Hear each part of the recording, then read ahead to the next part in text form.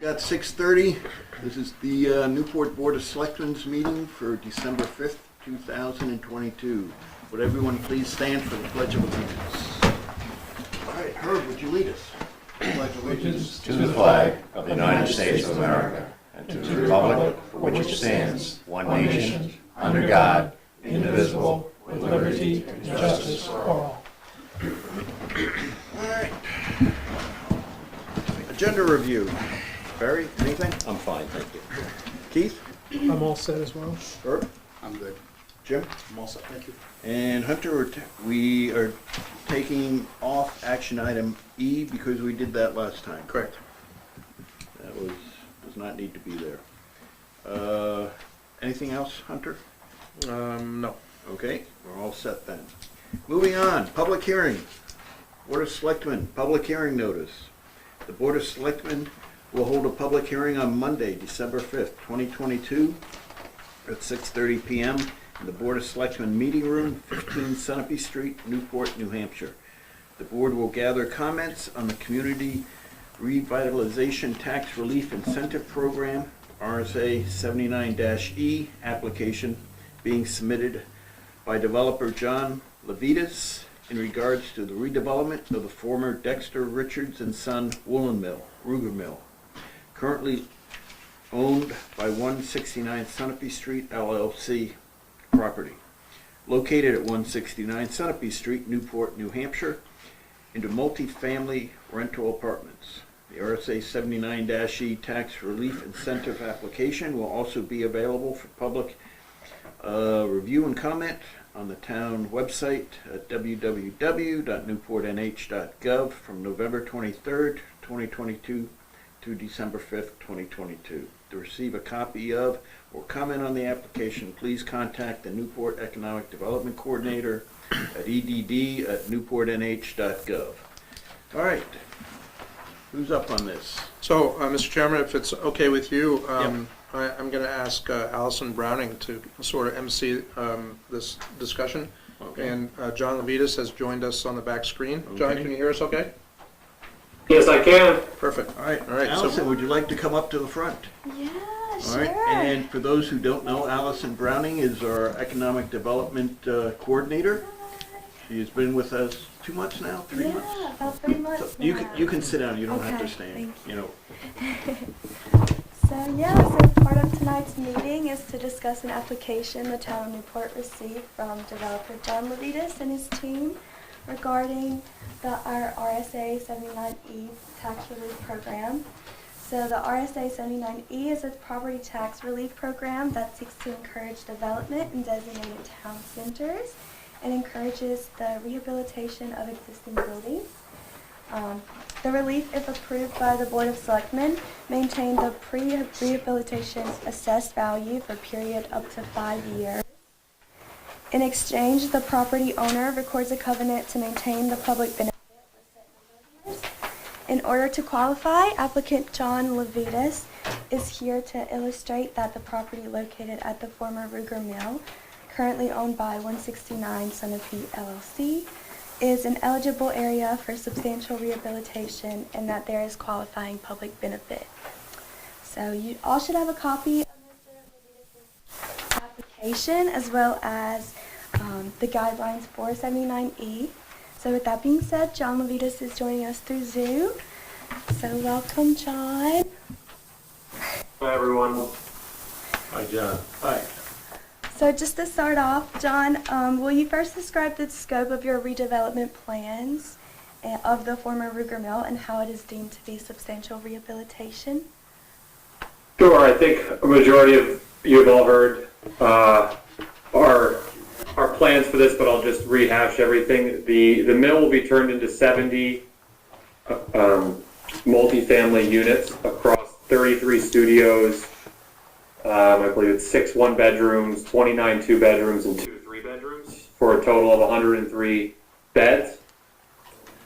I believe the minimum threshold is $750,000 or $75,000 to spend. We'll be spending upwards of $20 million on this development, which is including both hard and soft costs, the majority of those being hard costs. So we meet the substantial rehabilitation threshold. Cool. And following guidelines under 79E, Section 4, how does your rehabilitation plan provide public benefit for the town of Newport, and how is it preserved through a covenant under RSA 79E, Section 8? Yeah, I think this question, I think follow-up question into how does this plan, how is it consistent with the town's master plan, kind of go hand in hand here. Within the master plan, a lot of sections call out the desire for adaptive reuse, housing, limiting sprawl by utilizing current building stock, and we check the box on all of those. And so the quick description would be that we're bringing 103 beds, hopefully people, within a quick walk to downtown. We'll be utilizing public sewer and water, existing roads. We have a large parking area that we hope that we can actually make smaller so we can have more permeable surface and allow people to live, park, and walk to downtown to help support local retail and bring some more commercial use to downtown Newport. And in regards to the covenant, that is something that we'll work with Newport to sign to make everyone comfortable with the fact that we will be, the use will stay that way. I'll throw out there though that this is a low-income housing tax credit deal. It's a workforce housing deal. So we will be restrained by those parameters for 30 years. So outside of the 79E8, which would limit us to the length of the tax abatement, will be very structured well beyond the expiration of the tax abatement. Okay. The Board of Selectmen grants the tax relief. The board shall identify the specific public benefit achieved under 79E7 and shall determine the precise terms and duration of the covenant to preserve the public benefit under Section 8 of 79E. Could I ask you to talk into the microphone, please? It's a little hard to hear. Oh, I'm sorry. No. I apologize. When but you at talk this, to your lap like that, we can't hear you up here. I'm sorry. I apologize. No, that's fine. At this time, I will turn it over to the board, though, for more follow-up questions. If you have any for John. Sure. Could I mention one thing in terms of the abatement? I just wanted to clarify the length. And from my understanding, there's a period of 5 years for a building that is within this area, if approved, and then it says in the governing body may, in its discretion, add up to additional 2 years of tax relief for new residential units, or up to 4 years that includes affordable. And then there's another piece that in its discretion can add up to additional 4 years of tax relief for substantial rehabilitation of a qualifying structure that is on the National Register of Historic Places. So what I'm asking is, in addition to the 5 years, we do check the box for an additional 4 for affordable housing, and then another additional 4 for a qualifying historical structure. As it says, it's in your discretion, so I believe, from my understanding, you can kind of decide if it's 1, 2, 3, 4, or up to 8 additional years. And I would like to just mention that we would like to have the maximum. This is a workforce housing project, so this is not an overly lucrative cash flowing development, and we are taking on substantial debt through different government sources, and we have to service the debt, and we want this project to live on, and I don't doubt it will, but I just wanted to put out there that we are interested in the maximum, which would be the 5 plus 4 plus 4, which is 13 years total. And as I mentioned, the affordable, the LIHTC structure we will be in a first year period of 15 years, and then after 15 years, there's a kind of a revamp, and there'll probably be another structure where we'll do a full renovation, and there'll be another 15 years of the same structure, so 30 years all in. So 13 years of abatement doesn't even get us halfway through the 30 years of low-income housing tax credits. And I'm open to any questions, so fire away. Sure, John, the low-income housing tax credits, that's a federal program you're applying for? Yes. Okay, and I was looking, I had some information on that from a previous applicant, and I couldn't find it today. But that basically requires you to set up, I guess, an escrow to have funds necessary to maintain the property for the life of the 30 years or whatever? Yes, you're going to test how much I've retained from speaking with lawyers about this, but yes, the short answer to that is yes, there'll be an entity that funds are awarded to, and it goes through that entity. It's not like a normal for-profit, but it will be an LLC, and everything funnels through that, in addition to our CDBG grant money. Right, and I also understand that for management of the property, there's certain requirements for the managers have to meet. You just can't go in there without, there's certain qualifications your management team needs to meet in order to qualify for these tax credits, correct?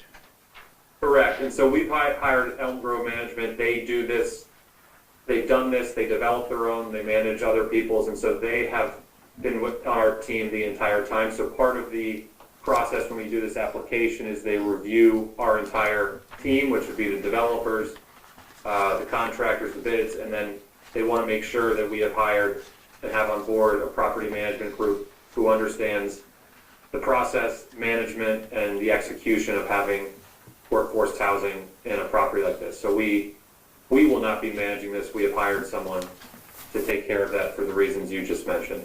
Okay. Can you provide us basically with what you anticipate, say, your funding stack to be, what the breakdown, say, from state and federal grants and such, and what you will be financing? Because there is a requirement for 79E that if more than 50% of your funding comes from, grants or such, then this program doesn't qualify. Okay, I will get that. I guess it will be. I mean, I'll speak with our lawyer. Yeah, is that a concern, or, are you going to be, I guess, mortgaging at least, say half of the cost of this? Yeah, we will. I mean, the grant money, we have a CDBG grant. Again, I will want to verify with the experts here, but the other funds are coming from our equity sources. It's a program that goes out to source Right. People who are looking for the tax advantages of depreciation. And so we will be going to find a normal LP through a syndicator. And so I believe it's about 50% of our project will be at a minimum equity. So I don't think we'll be running into that issue. It's just how things are labeled. Okay. Anyone else questions at this point? Got a question for either Hunter, Allison, or John. If we granted the initial abatement, is there anything preventing you from coming back to the board for an additional abatement for the extension up to 8 years? I can, looking through the RSA, I saw nothing that allows you to extend it. I think it all, from the way I read it, So if we today, granted the initial, it all has to be done initially. okay. I could be wrong. It may be something we need a legal opinion on. Because my inclination would be to do it for the minimum and then see what the burden the town is going to experience before we agree to an 8-year extension without Right. understanding what our full burden is going to be. Right. Now, also, this is not something we need to decide tonight. We have up to 45 days to make a decision on this. So, it may be worthwhile to gather all the information we need, see what more information we want. Because that's a concern of mine, granting, the tax abatement for a long period of time, how does that impact, services in town, and how does that? Only for us to realize 3 years from now that we're having a demand. Barry? Any questions? Well, when we grant the abatement, it's not for the total amount of the tax, correct? It's, It's for a certain percentage of the tax. no, it's for the change between the current value and what the final value is. Am I wrong with that? Well, it effectively locks in this tax assessment Right. to the pre-development value Pre-development value. for 5 years. Right. Which is currently about 2.7 million for the property. And that's the abatement that we would be dealing with? That's, well, John was mentioning, investing up to $20 million into it. The assessor comes in and say, fix it, okay, it's worth 15 million. Basically, by granting the 79E, we're locking in the assessment for tax purposes at about 2.7 million for whatever period of time we choose. Thank you. And the theory there is because with workforce housing, the cost of construction is such they need all the tax credits such they can in order to be able to build the modify the property, put in the apartments, and still be able to make a little money coming in with, at a certain percentage of the average medium income. John, what are you looking at for your percentage of average medium income for these units? These are all going to be 60%, which depending on whether it's single household or up to 3, given it's a 3-bedroom, I think it's roughly 50,000 to 80,000 a year, depending on how many people are in the household. 50,000 a year for rent for, say, a studio? No, sorry, that was their income. Oh, okay, Yeah. okay. So basically, they would have to be below that threshold. So they would be within that band, 50 to Okay. 80, depending upon the bedroom count. Okay. And that's. I think the rent is roughly 1,000 to 1,400. I think is kind of, or maybe it's down in the 900 to 14, depending on the bedroom count. Okay. Anything else from the board? Is there any member of the public that would like to ask a question on this? Yes, sir. State your name for the record, please. Dick Wenzel. All right. I'll give you a little quick history. Can you make sure you speak up so John can hear us? I'll give you a quick history.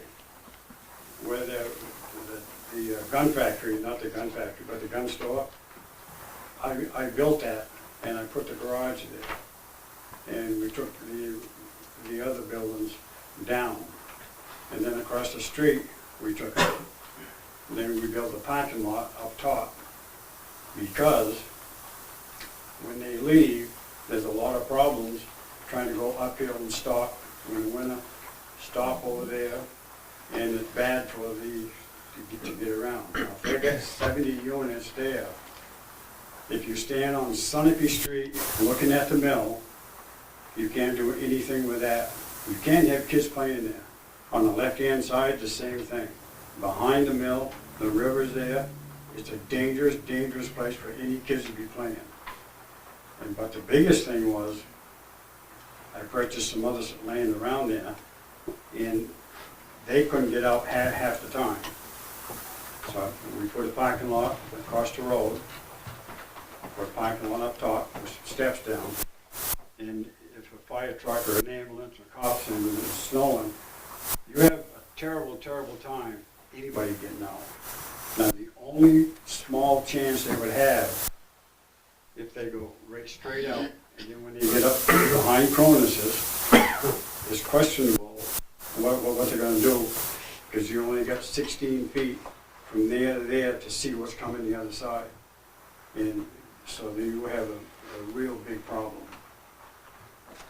So it puzzles me if you have, call it 70, so you're gonna have the cars, you're gonna have kids, you're gonna have that, and they want to get out, even now. That getting out of there when they're plowing the snow and parking the cars, and figure you're gonna put 70 cars there. They have no place to play, so they're gonna play where it's dangerous. It's a bad thing. The biggest thing is getting out. So, and as you probably know, if you lived here long enough, when it snows, they can't even get it with a 4-wheel drive, make it up the hill sometime. So if you have an emergency problem, what are you gonna do? All right. Now, I believe those issues have been covered, and if they haven't, they would be covered by zoning board and planning board, and that's outside the scope of this hearing tonight. I mean, those are Well, I mean, concerns. I'm happy to just to briefly say something. I know it's outside the scope, but we have access off of Cross Street, which is a flatter driveway. And additionally, I think what you're getting at as well is that we've got full civil engineers involved, and so slope of the drive, in addition to the parking lot, the current existing parking lot is going to be completely regraded, paved, as well will different access points. So all of our entry points, parking, and everything will be by the letter of the law, which will allow us to be comfortable with having cars come in and out. In addition to emergency vehicles, there are requirements that we will have to meet, and which we will meet, otherwise we won't get a building permit. And as well, now that we will have on-site management, snow maintenance, and general day-to-day repairs, everything will be taken care of immediately. So if it snows, the public roads will be plowed by somebody else. We'll have our own private plowing contracts to make sure that there's access, things are salted. In regards to kids playing, we're going to have enough space along the riverbank and other places where we'll be able to have areas for children to play. It's not just going to be the gravel parking pit that's currently there. So we hear you loud and clear. We're very conscious of the access right now, and it's something we want to make sure that if we're going to have 70 apartments here, that our residents are very comfortable leaving and going to their home, in summer or winter. So your concerns are heard loud and clear. You want to state your name for the record? Kurt Minnick. I concur with Dick Wenzel. That'll be an absolute nightmare. That's already a nightmare up there on that road, whether you use Cross Street or Sunapee Street. This is if I was the owner of that property, I would be scared to death because it's just not gonna work the way it is. I don't care how nice your parking lot is. I'm talking about the egress, and it's not there. It's a mess right now without 70 units in there. Anything on the tax abatement request? At the end of the 5-year period, do you come back to reapply for the extension? No. I think it all has to be done. Rolled into the. From what I was able to read, there is nothing in the RSA about extending it at a later date. So, okay. And state your name for the record, please. Bart Spalding Senior. Break the occupancy down for us. How many single apartments, how many doubles, how many threes, how many kids? Give us an idea. There are 2 3-bedrooms, 33 studios, and 29 2-bedrooms. And 6 1-bedrooms, so a total of 70. And that gets you 103 bedrooms. In regards to how many kids, that's something we won't know until the residents move in. Do you have any history that you could give us a guesstimate? That's not my areas of expertise. I think that some people, I would be speaking out of turn if I were to give one. Can we continue this hearing to another date where we can actually get the factual information on this project? That's a question to the chair. What information are you looking for? How many kids? I think you got the answer. You don't know until people move in. Wait a minute. There's got to be some history. When you do parking, they come out with the great statistics that says this is what we found statewide, and so therefore the zoning board had to give a variance on the size of parking lots. They know this. Wait, may I speak, sir? This company putting $20 million into that. Do you think they don't have an idea? I don't think so. So, I'm going to ask the question again. Do you think there'll be one child? Is that your question? Yep. John, you have any input? Well, I would like to say that we currently aren't the owners of the project. We have the project under control. There's a current owner that went through an entire zoning and site plan approval process that we were not a part of, but we're comfortable with because it had the approvals needed, which I imagine had these type of questions asked. We have a similar project in Lebanon, and I believe they assign, depending on the bedroom counts, different amounts. But if you wanted to assign roughly on average one child per unit, you've got 70 children roughly. But again, we don't have that answer, and it's, even if you had a professional give you an estimate, it's just a guess. Until we know how many people and who's moving in, we won't have that answer, unfortunately. I'm going to assume part of the concern I would with like to children. finish my chain of correct questions, sir. In a second. Am I right to assume the concern is the impact on the school system going forward? Well, certainly when now he goes from not knowing to a possibility of 70, there's got to be some knowledge there. You can't have a public hearing where you cannot answer questions. Seriously. This is a community project, has a community effect. And the whole reason of the public hearing is to purge that stuff, get it out, answer the questions. So that being said, if we take the 70 and just cross the 70 out and say they got 30 kids, somebody please do 30 by 18,000. About 540,000.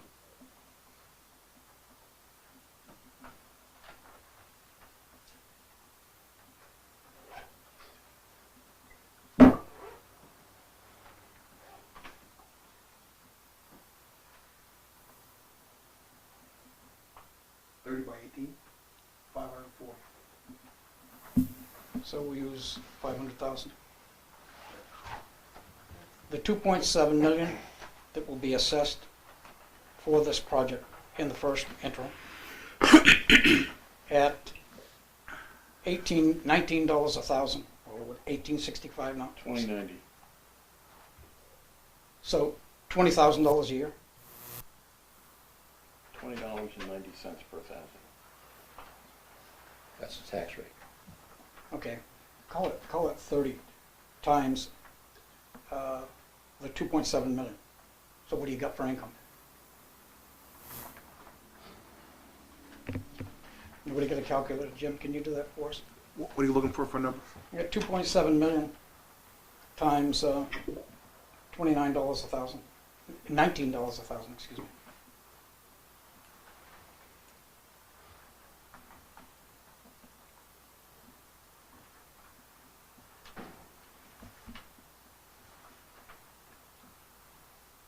$78,300. 73,000. $78,300.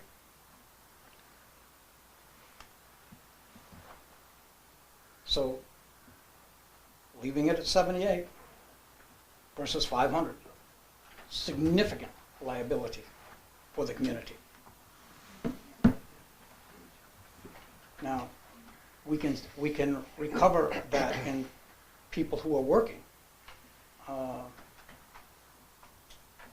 but it is a significant impact on this community.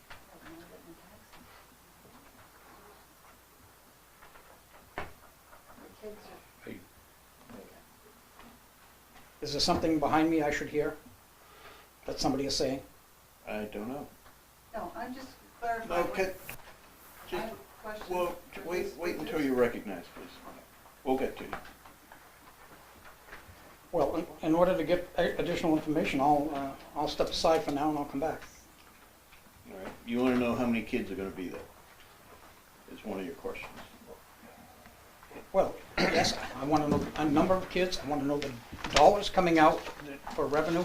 I want to know where, in fact, the liabilities of this are going to come from. So let's figure this out. The town gets their tax money, don't have to plow it, do much to it. It's water, sewer, got all of that infrastructure is already in the ground. So the town itself has little impact. But the school system has a significant impact. We're talking $500,000. So that being said, each year the school is picking its pocket to find money now and we've got to increase that. How has the student population changed in the school over the past couple of years? Has it gone up, gone down? It's pretty stable, we're at 900. Okay. So you're, basically what you need to run the school has stayed flat all that time, right? I see. Do you work for these people? Are you I'm drawing a asking- paycheck, or are you a selectman working for the town of Newport? I want to know what the assets and liabilities of this are when it comes right down to. Do you have that information for me tonight? What are you looking for? Number of students? The possible number of students, historic on some fact basis, times the rate of education, and then minus the assessed valuation and the actual tax dollars received, liability or asset. That's what I want to know. That's what And if I don't know that in this public hearing must be continued. well, that's what we'll decide.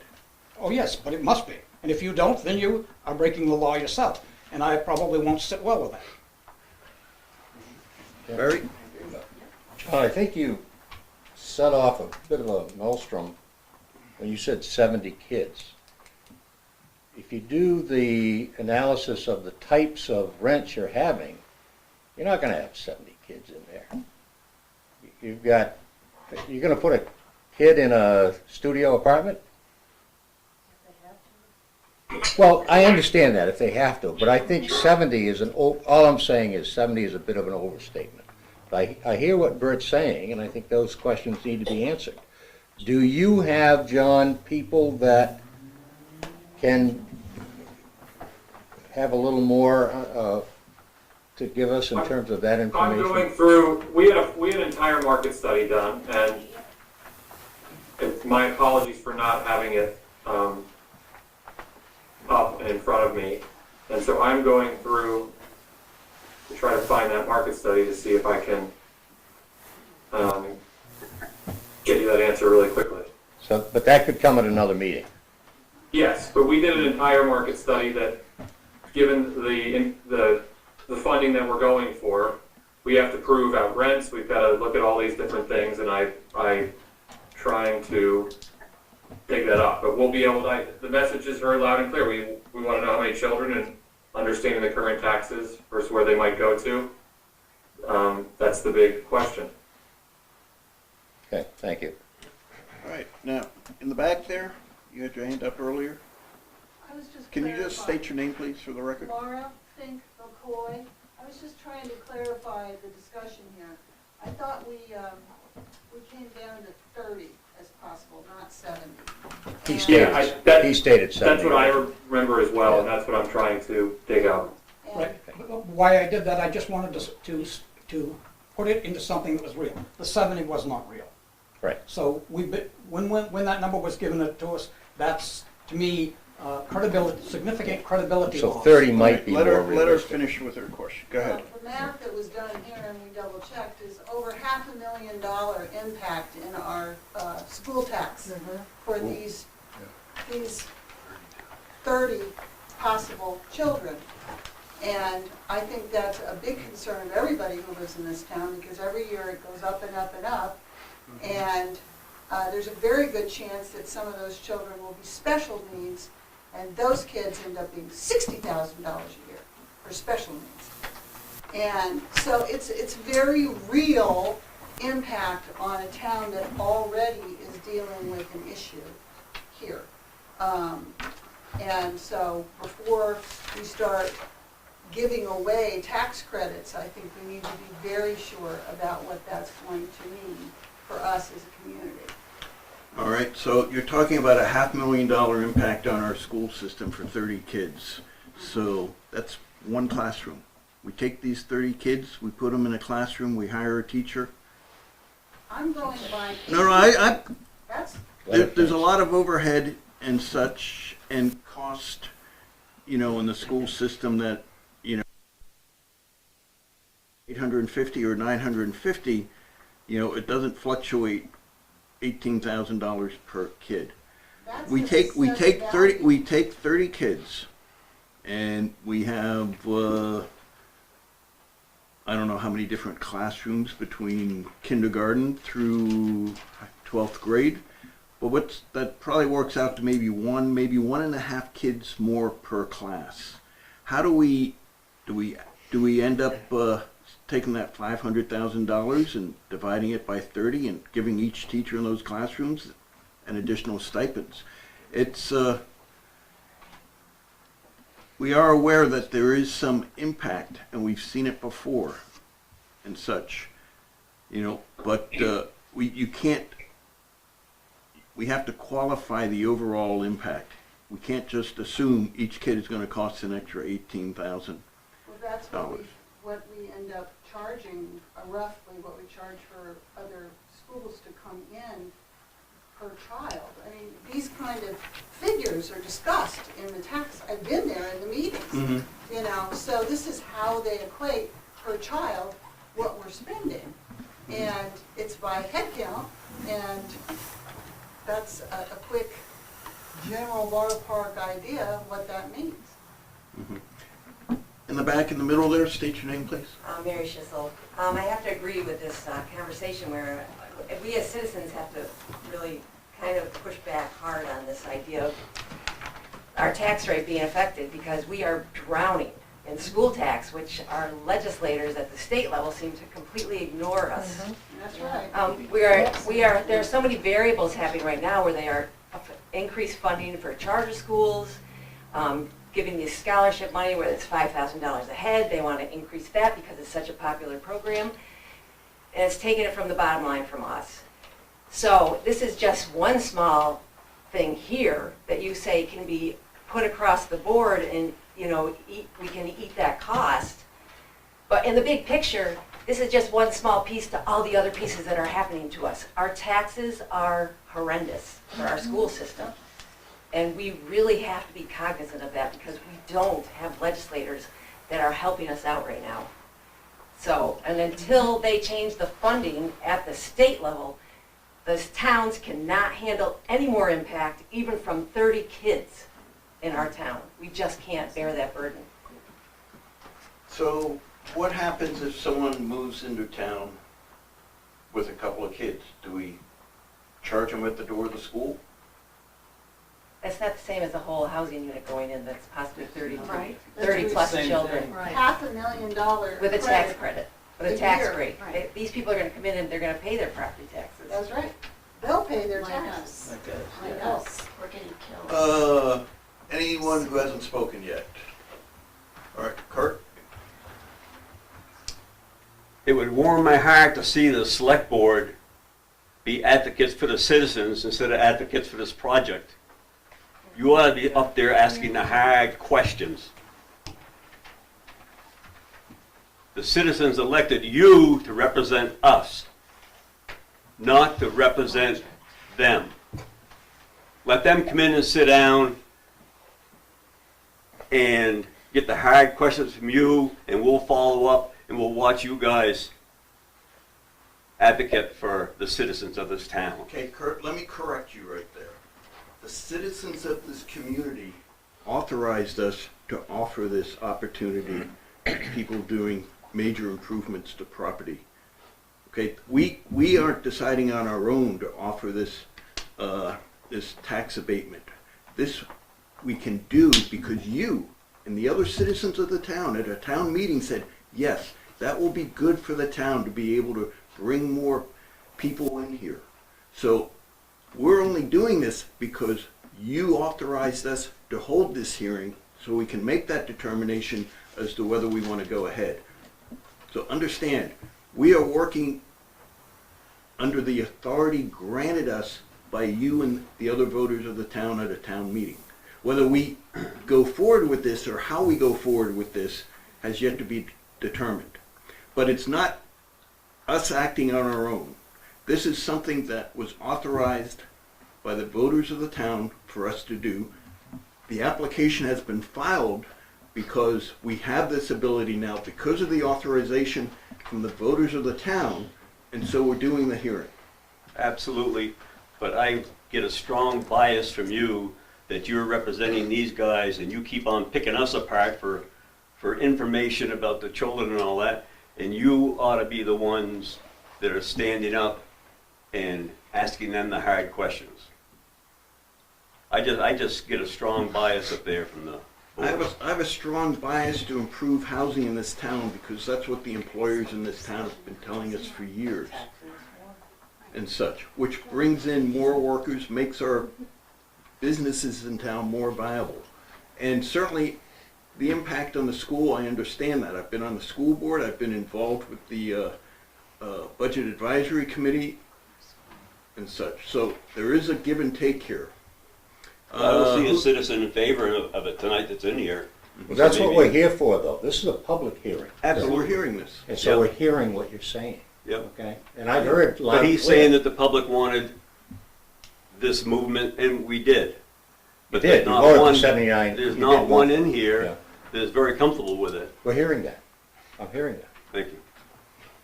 In the back, yes, state your name, please, for the record. Doug Ring. Right. Part of this qualification of tax abatement, is there any standards or guidelines that they have to go through that we haven't talked about tonight, like an impact study to the town? I think Allison touched on the requirements earlier. Oh, I apologize for not remembering that. yeah. I'm just curious if that was in there. 79. You're asking specifically about an impact study. Yes, and that would, Yeah. that would go on to the It's school. some of the impacts. It enhances the economic viability of the downtown. It enhances and improves a structure that is culturally or historically important on a local, regional, state, or national level, either independently or within the context of a historic district, town center, or village center in which the building is located. It promotes the preservation and reuse of existing building stock throughout a municipality by the rehabilitation of historic structures, thereby conserving the embodied energy in accordance with the energy efficiency guidelines established by the U.S. Secretary of the Interior, standards for rehabilitation. It promotes development of municipal centers, providing for efficiency, safety, and a greater sense of community, consistent with RSA 9-B, or it increases residential housing in urban or town centers. But they wrote that. That's the RSA. Yeah, that's the RSA and his application to it, which is Which well is written. what, yeah. But we're hearing another side of impact tonight from the public that's here, which is what we're having, why we're having a Yeah. public hearing. Anything else, Mr. Ring? No, sir, thanks. Okay. Bert? Jeff, I'm gonna take exception to a kid comes in and it doesn't cost $18,000. Do some simple math. Our budget is 20 million. We had 900 kids. That's $18,000 a kid.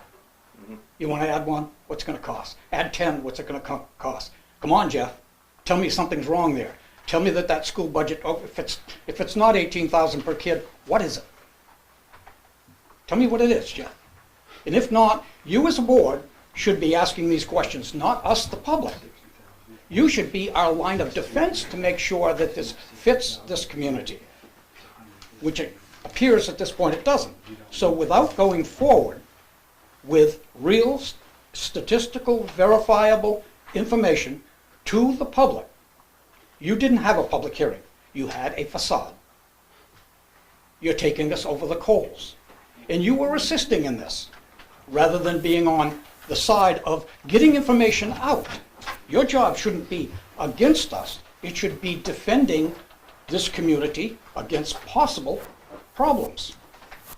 And another interesting part about this is a 5-year abatement. They're asking for another 8 years on top of that. So even if the school could get through the first 5 years, and we got all of the additional money that came, we still couldn't pay for the children. So you want to sit here and say, employers are saying they want you to have housing for people? I can understand that, Jeff. Go back to the same employers and tell them how much it's going to cost for education, and see if you get the same song. And how many employers are you talking about? Are you talking about the little guy on the street who's trying to make money and survive in retail with Amazon as his competition? And now let's go back to this where we gave consent. We did. I was all part of that, very much part of it, and you remember that. And it was about the housing, North Main Street and South Main Street. So those larger houses would be improved and be an asset to the community rather than deteriorate and become a slum. That was one of the moving things. Not disaster, which we could not have foreseen that we would be looking at, wow, 50 here, Spring Street, how many? Add them up. You want to put this community in the ditch as selectmen? That's what you're doing, Jeff, by not withdrawing, not sucking out this information. We have to pull it out of you. I'm not a dentist. You got the job. It's your job. This hearing is a sham. It's got to come back again with facts and a different attitude in the chair. Thank you. Anyone else? Yes, state your name for the record. I'm Geraldine Black, and I just feel that living here for almost 40 years, my hometown, we always fall prey, and I apologize to this gentleman, whomever he is, we fall prey to people knocking on our door, making these proposals. And it sounds like you're against motherhood and apple pie. But Mr. McConnell said it perfectly. Well written. I write grants all the time. It can sound very, very good in the world of perfect. Again, we don't know if 1, 30, or how many kids will come in.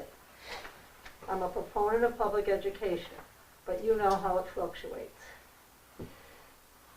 If they are getting a tax break, if they are getting tax relief, where is the relief for the person that goes to work every single day? That is why I vote for you people there, to represent us. And really, really go through and look at that application and see what is fluff and what is real.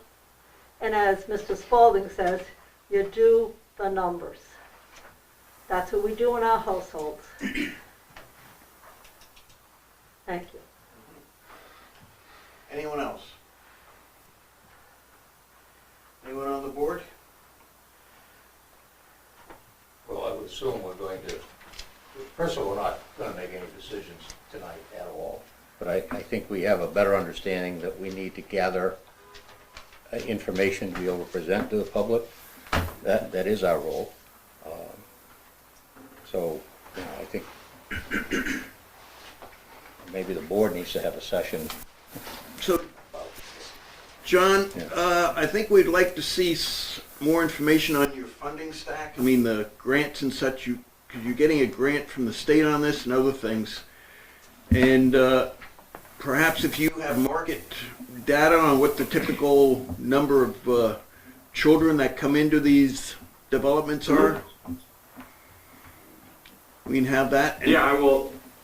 Heard loud and clear. I hear everyone's concerns, and we'll have to find that out. Yeah, and certainly I would also be interested. I would also be interested in learning from the school district, and will you make that request to the school district as to how much our school population fluctuates from year to year and during the course of a year, to see how that impacts our financial state in the school system. You know, as I said, I don't think 30 new kids moving into town over the course of a year or so is going to throw the school district into disarray. I could be wrong, but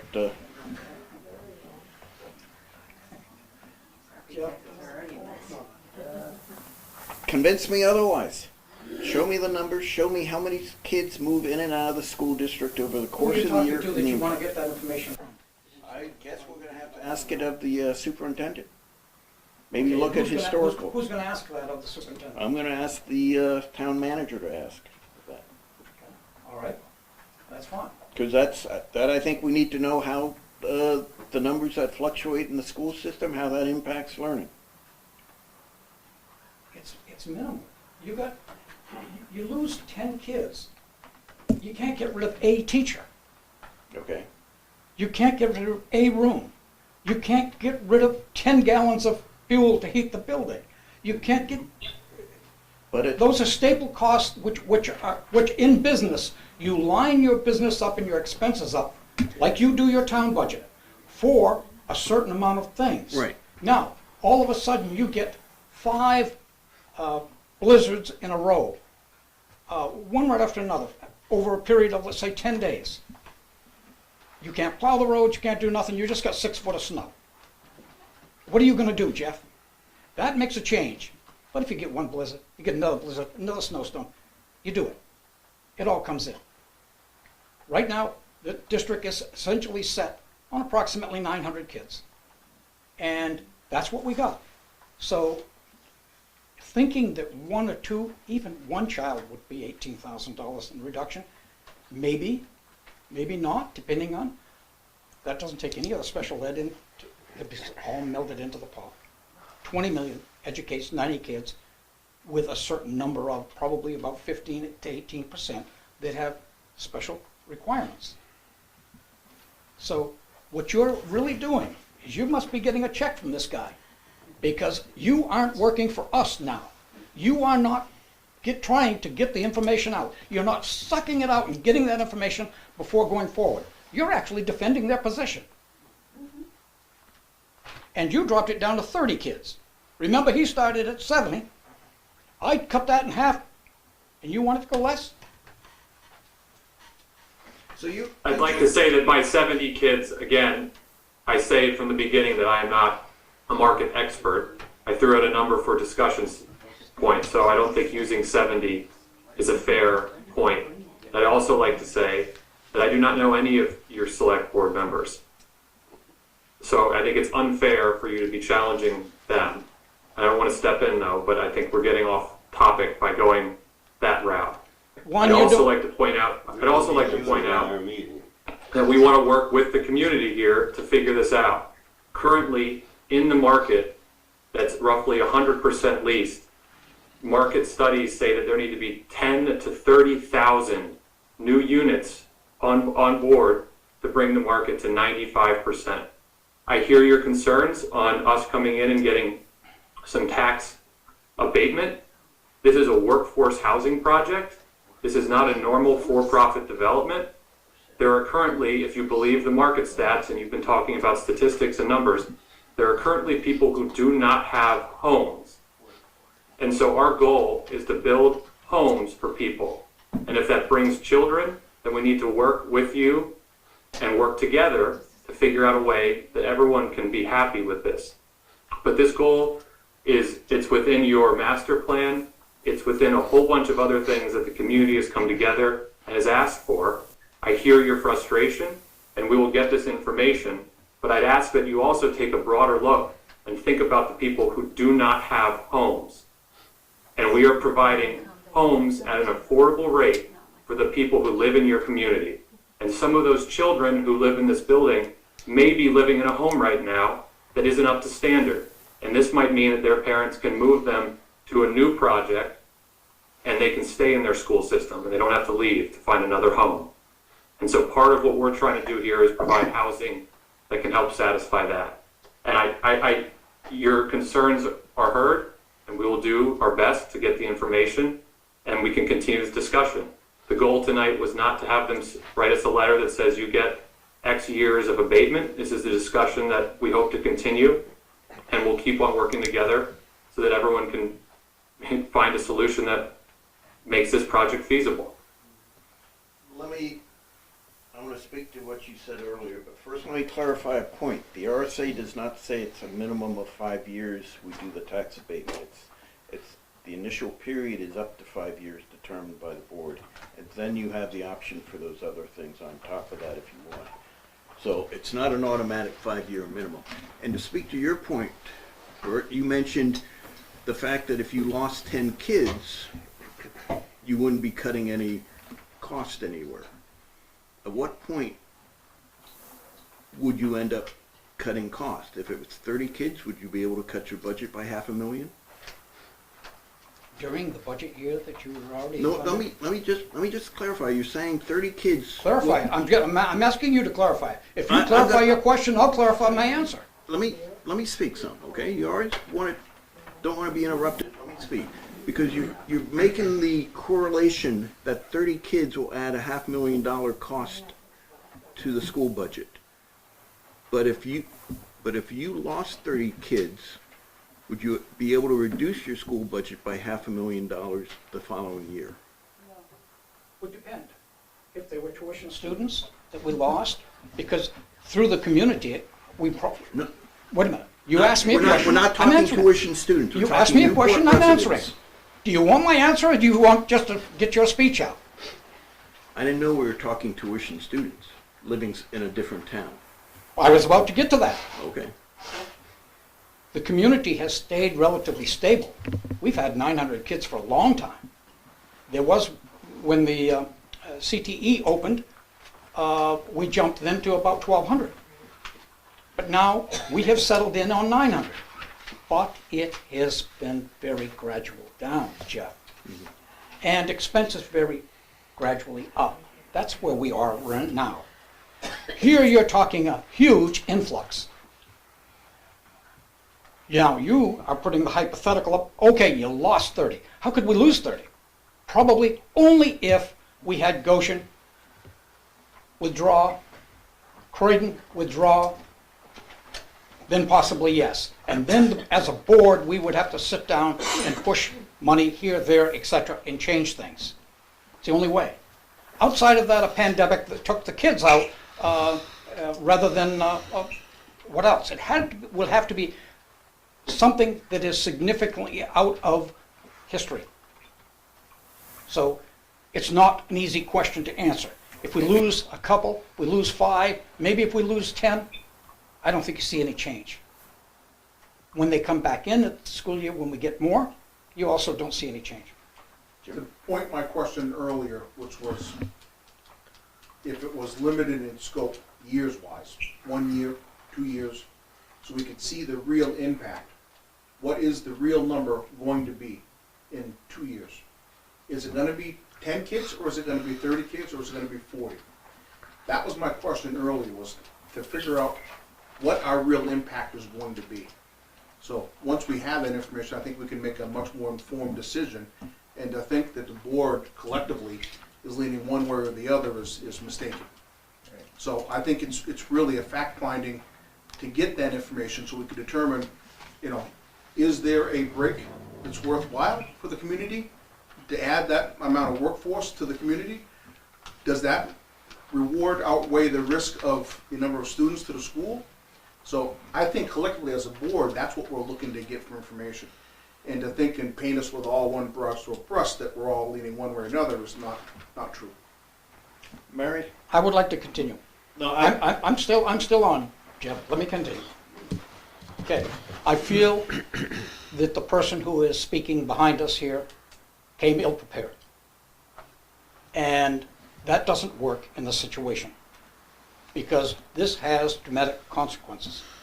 Jim's idea is a good one. Well, we'd be into the project, but if the second year they don't get the abatement and that money comes in, and that would be sufficient to cover for what happened? Possibly. But that being said, we need that information. But then comes the next question. Who's going to get the information? You need to have him get the information because you don't let the fox design the chicken coop. All set? Yes. Mary? Well, I guess 2 questions. So we can have, if this whole project, is it a go or a no-go depending on this abatement? That would depend upon the whole funding thing, but certainly workforce housing, a lot of it, I believe a lot of it depends upon federal tax credits, you know, that basically depreciate over time. You know, people invest, they get the tax credit for it. It's certainly not market rate where you basically know that you're, you know, for $20 million, I mean, the cost of construction basically means you need to have some advantage to make it possible to build something today that people can afford to live in this area. I think from the governor's $100 million toward affordable housing, I think they're in line to get 3 million or something. Or you Correct. So it's sort of a funding stack that makes this viable. Yeah, so it has to have the property tax break, or I- it's a no-go. I don't know for sure because I haven't seen the whole funding stack, and we don't know basically what the, I guess, the business plan looks like going out, whether they would need it 5 years or if to make it viable, they might want it longer.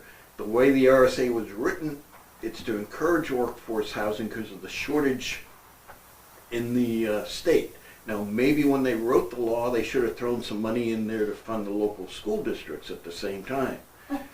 You know, but quite honestly, as some of you in the back have implied, our legislatures aren't big fans of public education right now.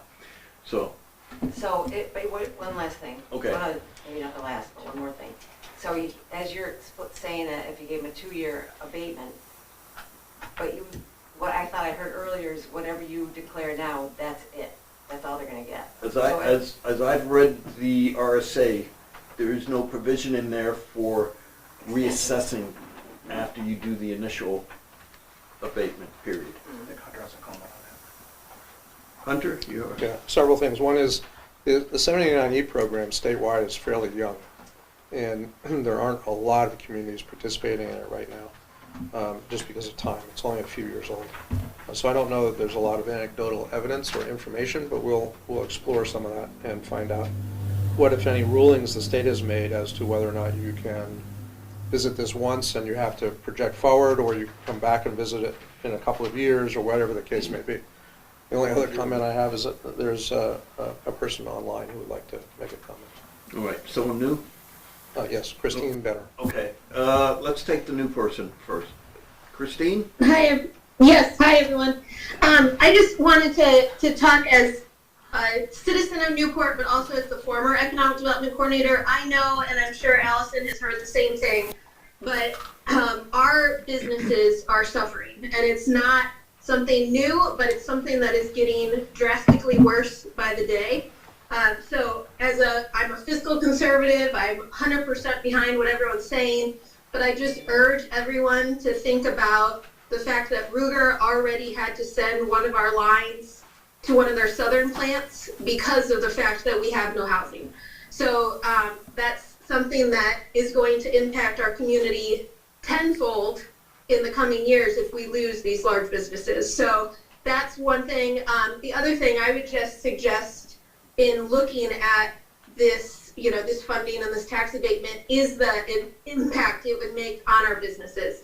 I know, I can think of 10 of them off the top of my head that is the deciding factor on if they stay in Newport in the next 2 years or not. So, that's a big thing. The other thing I just wanted to mention is that our community is actually quite limited on the tax incentives compared to other communities across the state. So the fact that this organization is looking to do a housing project in Newport, I don't want to say, now is our time, but it's definitely something you don't want to push away, because there are communities all over the place that are offering much more in forms of tax incentives and different financial incentives to get that housing, and everyone needs it. So, if it's something that is a concern, I think it's worth looking into more, but I also just don't want the community to lose out on something that our businesses are desperately in need of. Right, thank you. Anyone who hasn't spoken want to speak? Yes, sir, and state your name, please. Scott McCoy. Can I get correct me if I'm wrong, my understanding is that this property was assessed at 2.1 million? 2.7 2.7, okay. is what I looked up this afternoon. They invest, and this is maybe a question, the investment talked about is 20 million. Is that correct? That's the number he said. Okay.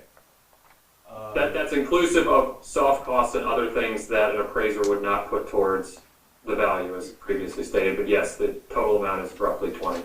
Well, okay, so you don't actually know exactly what the difference between the assessed value and the value you're going to use to do the tax, the abatement is. The abatement would be to keep it at the current value for a period of time.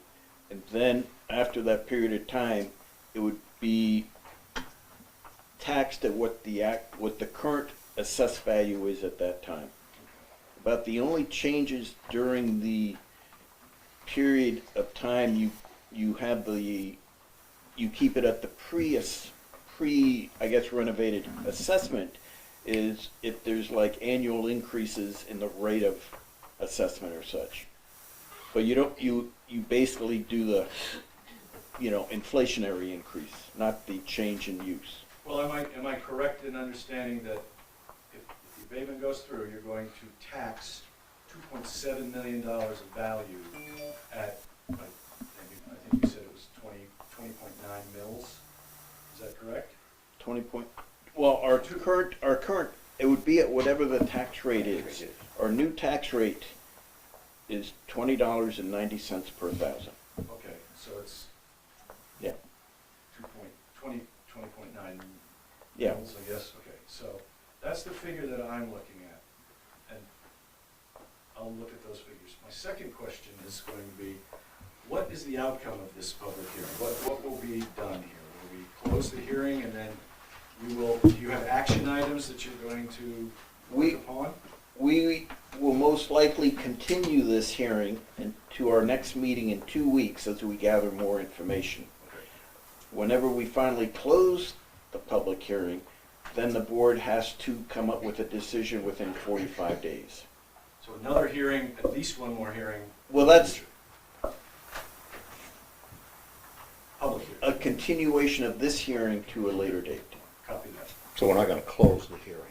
Right, we would continue it. Not gonna close Kurt? I suggest that at the next meeting, we have the chairman of the zoning board there, the chairman of the planning board, and we can see how they come up with the idea, or they come up with the approval to have that building that's down in the hole, has no access or exit, but they can explain that to us.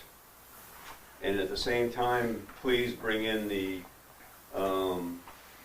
specs on how many cars go up and down the two main, Maple Street and the Sunapee Street, what the car count is, and what the peak parts of the count are, when it's the most congested.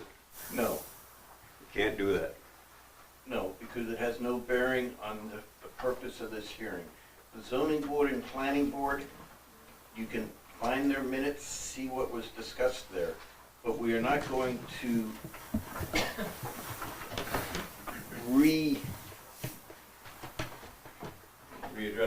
readdress something that's been addressed by the land use boards that have the authority to do that. You can certainly You look for oversee the... them? Does the chairman of the select board oversee We have them? representation on those boards. Those boards are independent land use boards. And they basically have reached their decisions, or if they haven't, I would imagine the planning board may have some input in the final, site plan if this project goes forward. I know the zoning board for a previous applicant looking to do something similar was involved and looked at all that. So those boards have done their duty, those records are available. And Who was the select person there that represented us? on the zoning board, that would have been me. How about on the planning board? That, I'm not sure who it was at Urban that on, I time. just asked that I question. don't believe it's come to the planning board at this Hasn't point. been there yet. Okay, so once they get their get ready to go, they would come and do the site plan, go, lay out the site plan with the planning board and all. Thank you. All right. In the back there, yes. So, I think the really important thing, and I like what I heard here, is that can we go to a neighboring, when I come to a public hearing, I might expect that this has already been done, but can we go to a neighboring community with a similar profile, financial profile as ours, and find out the financial impact that it has with something like this coming in? And I guess that's what our town manager is proposing, giving someone a charge to do that. But I think that's, in these economic times, that's what people are looking at. The other thing I'd like to ask John, in this conversation, he said families have to become transient. This would make them so that they can stay in this project. It's just semantics, but is he calling this housing a project? Just a question. What are you? No. You're implying it may be like. I'm asking a question. I'm trying to understand what your question is. By a project, this is certainly a project to renovate the mill into a workforce housing. Okay. He said in his conversation, and anyone on the board can correct me if I'm wrong, that this keeps families from having to move into a different project. The word project has different meanings. It's semantics, but is this gentleman calling this? To find different housing. They can stay in the area and not have to leave the area to find different housing. Maybe you're like, not a project like a housing project in the city in terms of that slang, if that's what you're asking. I'm asking what I'm trying to clarify your words. You said it would make it so that families wouldn't have to move around, they wouldn't have to leave this project.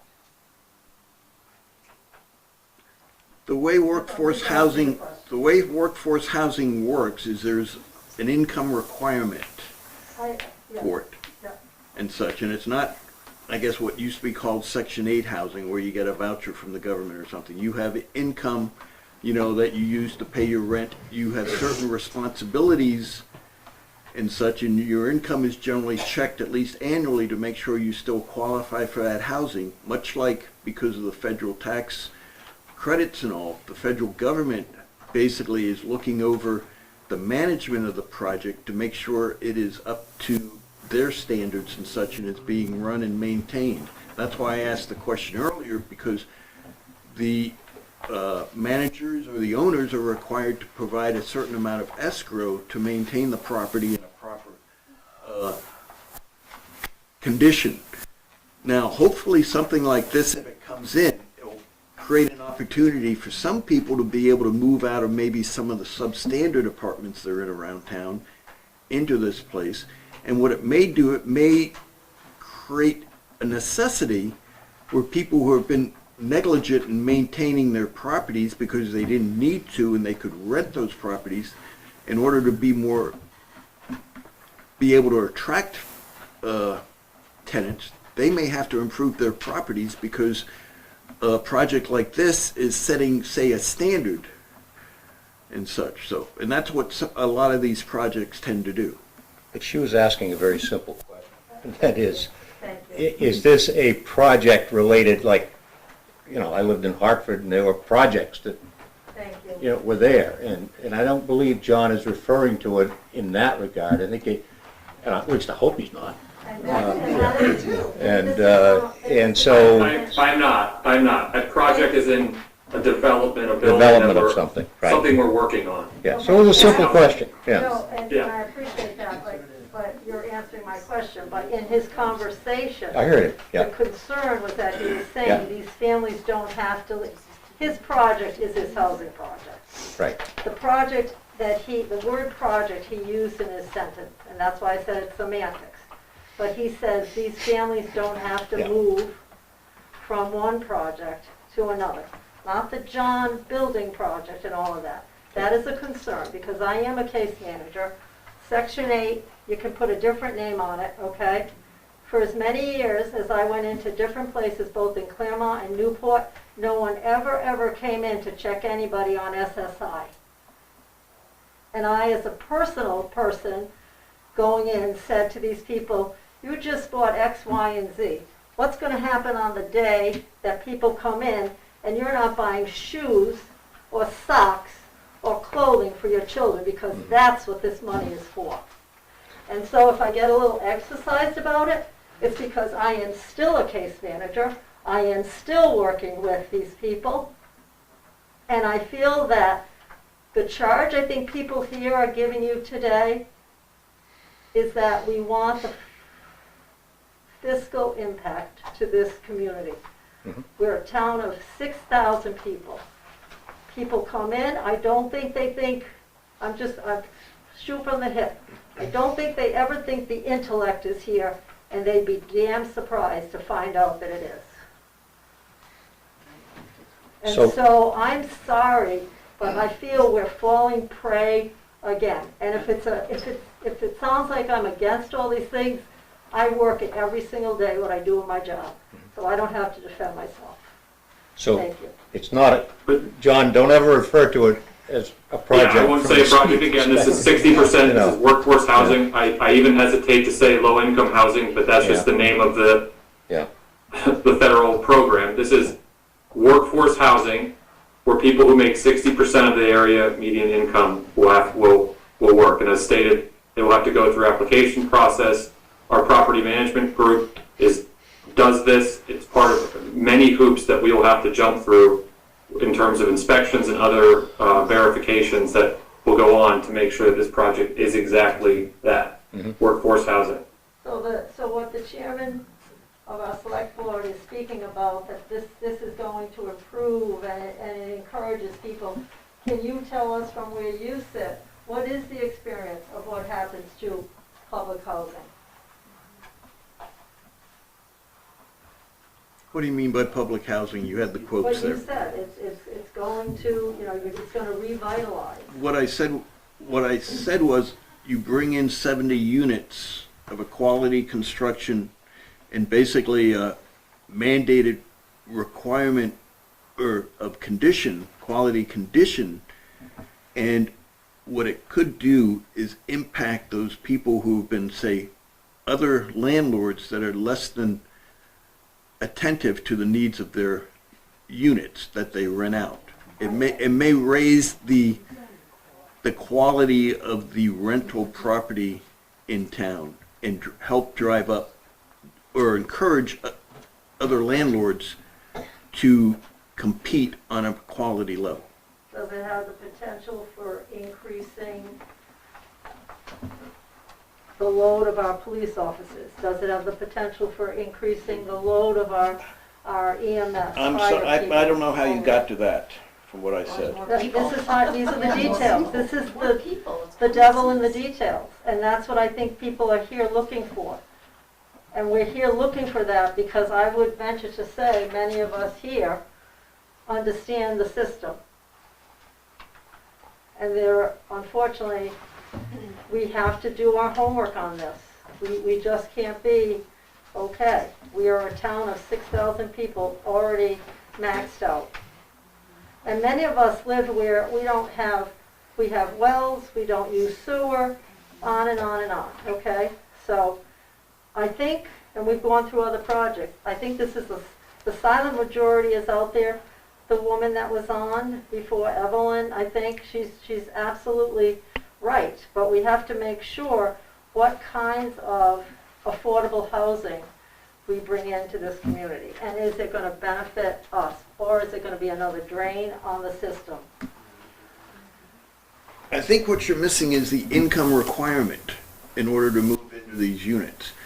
The income requirement is set at 60% of the average median income for the area. That basically could be like a teacher starting out, someone that works at Shaw's or such. There is an income requirement in order to be able to move into these units because of the federal tax credits and requirements. This is not, people who are just With those questions asked, I wonder at the zoning, which they've already heard this. And those would be appropriate questions through zoning in terms of the impact on our facilities that this would have. I mean, I think John's done a good job at telling us the cost and everything like that, but not understanding the impact You of can't what go is there on zoning. I can do anything I want, Jeff. No, zoning cannot, when someone brings a question about housing, to zoning, whether it's Section 8 housing, market rate, or workforce housing, those are questions that. Does zoning look into the impact, the total impact of this type of project to the town? Yes. What do you mean by the total impact? The school Well, impact? figure it out. Is it how much is it going to affect the school? How much is it going to affect the fire department? How much is it going to affect the police department? Those are things, when you take a project of this type, which I think is well-meaning, well thought, in its efforts. But what are the effects that it's going to have on this town? Like, for instance, Bert brought out the cost on the school. I think the school ought to be prepared to answer some of those questions. What is the real cost? And do they feel they could absorb 30 kids into it? And let the school answer that. Help us with that question. Not put the onus, it's not their, not put the onus on them, but it would be helpful. But zoning looks at the impact on the zoning regulations. I understand that. Of the community. Yeah. They can't decide whether they're gonna need police or fire or any of that stuff. Some of that gets into planning when you're Who looking does at the decide land. that, Jeff? Us? Who does decide that? Decide what? Whether Well, you need the police? impacts of this type of project. Who does decide that? Hunter, you wanna speak to that? I can only speak to this in some more general terms. The community's desired direction, goals as a community are typically outlined, illustrated in the master plan. In the town's master plan. The community's the community's planning board typically assesses a proposal of this nature in the confines or in the context of the master plan and the town's planning ordinances and rules and regulations, as does zoning. And if a proposal were to come forward and were to be of a nature that would really tax the community's capabilities or challenge its goals, I'm speaking in gross generalizations here, then the planning board would determine that the project was the phrase is often used, premature and scattered. In other words, if you wanted to put a big development out on the side of town that brought in a whole lot of traffic and activities and this and that and the other thing, no sewer in that area, no water, then the planning board would say, we can't approve this because it doesn't fit into A, the master plan, or B, the community's ability to support it, i.e. no sewer, no water, little tiny roads, and you're talking about having 4,000 cars an hour coming and going from this. And so they would either disapprove of the application or they would approve it subject to improvements by the developer. They would say, fine, if you want to do this, you're going to have to extend water out to this area, you're going to have to extend sewer, enlarge the roads, and so on and so forth. It appears as though the planning board has not rendered an opinion or commented on this particular proposal at this point.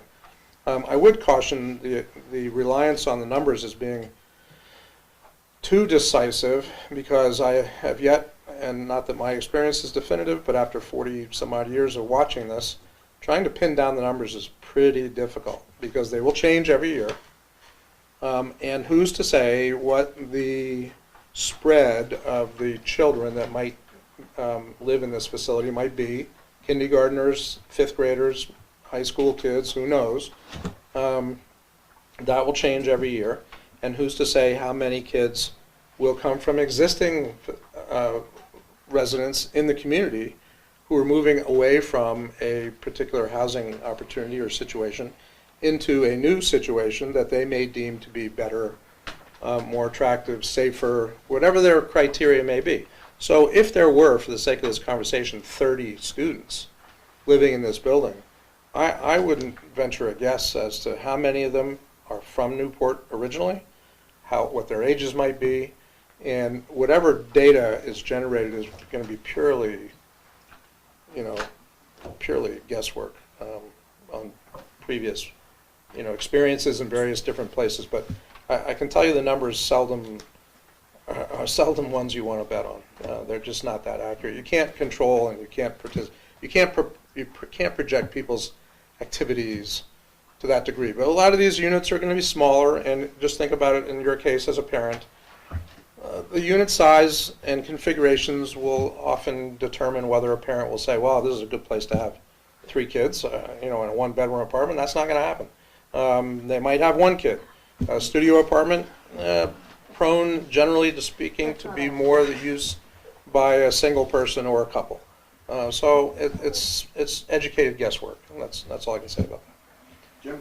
So my point exactly about not being able to put a tack on the numbers. Yeah, tough. My question would be to you, and I know 79E is new to the state, really new to us.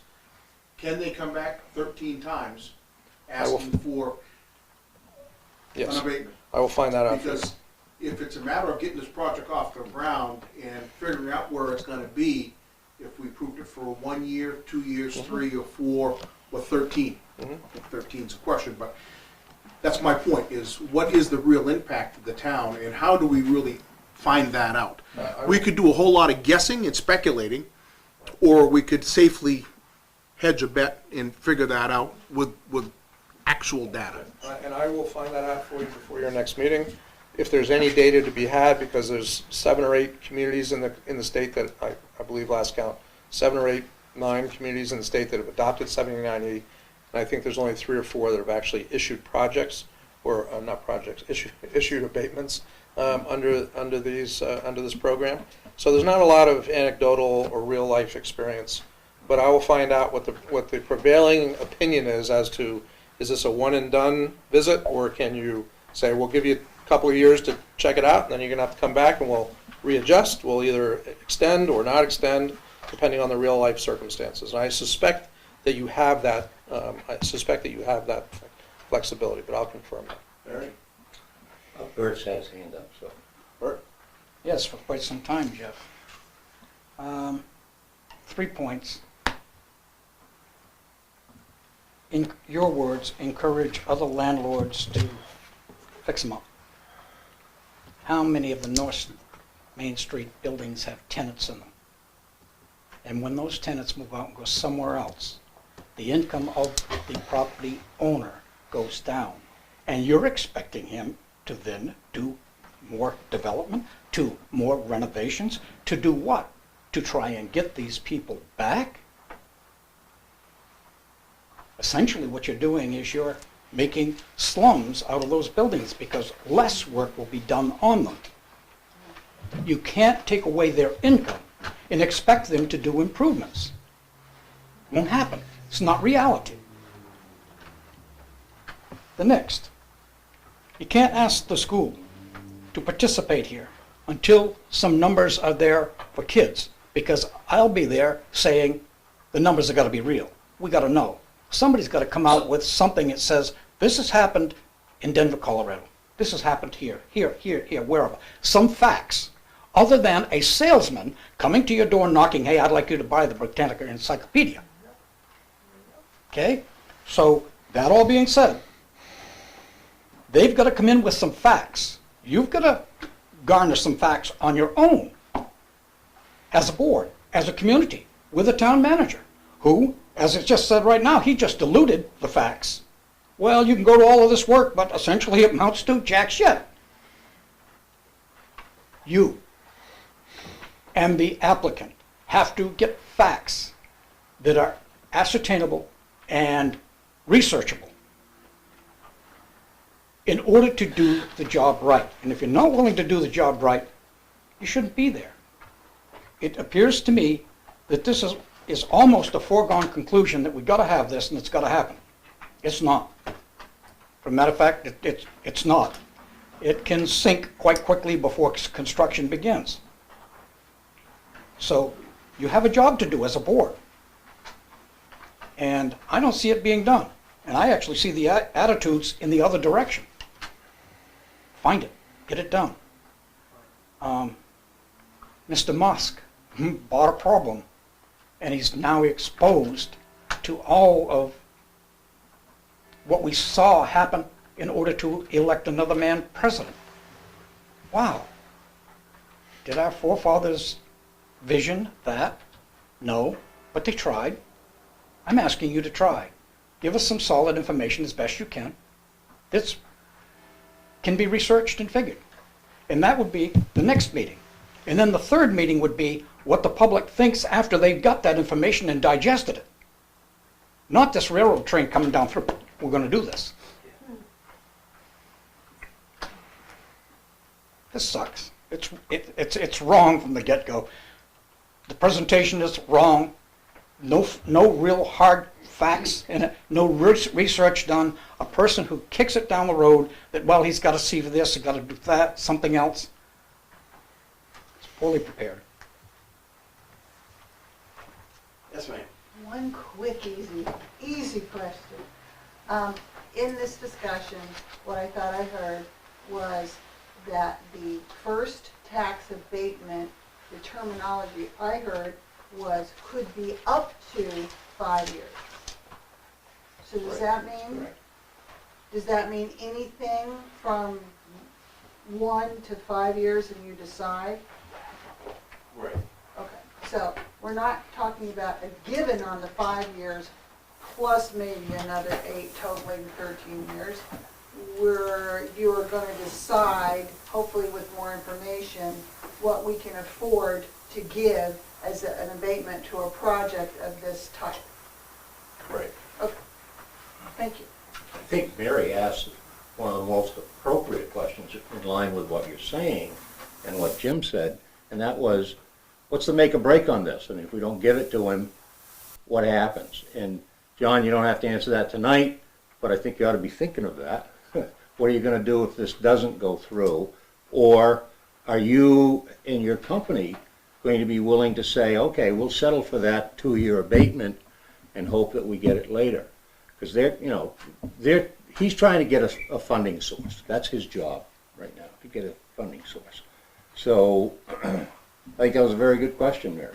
It needs to be answered from him. So. Yes, ma'am. State your name, please.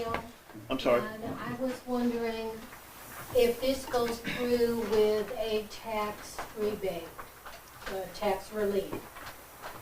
How many years before we actually see these apartments being rented out? Are we talking 3 years? Are we talking 5 years? It's going to make a difference with the school system and everybody else as to the figures that they come up with. Basically the tax abatement doesn't start until, I think, right before completion. And I think from what I saw, construction on this, whatever the construction period is, 1 or 2 years. So it's certainly nothing that would be overnight. I would expect it to be at least a year or so of construction for a project like this. Yeah, the reason I'm asking is I already know 4 different areas in town that has been approved for development, and not one has broken ground yet for the housing. Right. There are other projects that have come before the zoning board, have met the, requirement of zoning, whether with changes or, corrections, and have gotten zoning approval to proceed, but then it's up to them to decide when they're going to go forward. And certainly, I think with zoning, if they don't move forward within 2 years or so, they would have to come back, and get reapproved. So some of those projects have a clock ticking on them. And I'll say, in our project, we're using the Invest in ACE money, and they've specifically written in that you have to start within a certain period and have it completed. So all of these sources that we're pulling for funding, the whole purpose of this type of development and getting these sources is to have an actionable project that is financed with all the money in place and that you can do it. So that is the goal of this project. And if all the sources line up, roughly speaking, beginning of the summer is when everything would start to commence. And as previously mentioned, it's probably around 18 months after. With a project like this, you don't have to worry about closing in the building before winter. Exactly. The walls are staying, the floors are staying, windows are there. So we have that advantage. Good. You bring up the 2-year requirement to act on a zoning variance. I believe that's what it is. I'm very sure. I'm wondering, this property got a zoning variance how long ago? And I don't know, it's a question to ask. And was the zoning variance for workforce housing? Or I seem to remember one variance was discretionary spending, housing, apartments. One was 2 flavors of senior apartments. Was it ever zoned for workforce? Housing is housing. You cannot discriminate what kind of housing you're zoning for when you're approving housing. But it's presented in a certain way, and I was there. I can- Spring Street. I don't mean to interrupt. I'm looking at the approval Right. for 70 workforce housing rental apartments, and it has a 48-month from the origin date of that's being signed, which was in August of 2019. How many months?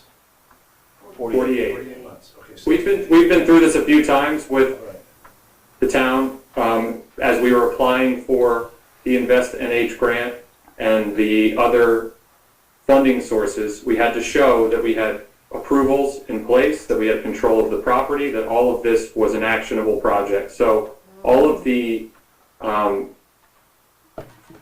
requirements are there. We have the right to build 70 units. We've got the approvals. We've got all of that sign off. What we're doing now is getting the capital stack in order to do that. And to answer your question, it specifically says workforce housing rental apartments. That answers my question. Thank you. Anyone else with a question? Anyone who hasn't spoken want to comment on this? Anyone want to add another? All right. I make a motion to continue at the next meeting. And what would we like to have at that continuation, or shall we work on that with the town manager? I think we've outlined a number of questions. I don't know if you've been keeping track of them all, Hunter. We have a motion. Is there a second? Second. Any discussion? All those in favor of continuing this hearing until the 19th of December at 6:30 p.m., say aye. Aye. Aye. Opposed? Abstaining? All right. This hearing is continued to 2 weeks from tonight. John, thank you for your participation in this. And thank you, Thanks, everyone. And thank you, everyone who came and commented and, expressed your thoughts on this. Thank you. All right.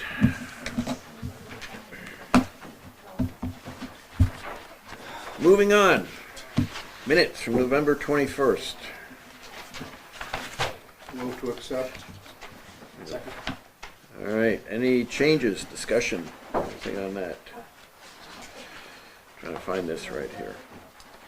Hearing none. All those in favor say aye. Aye. Aye. Opposed? Abstaining? Abstain.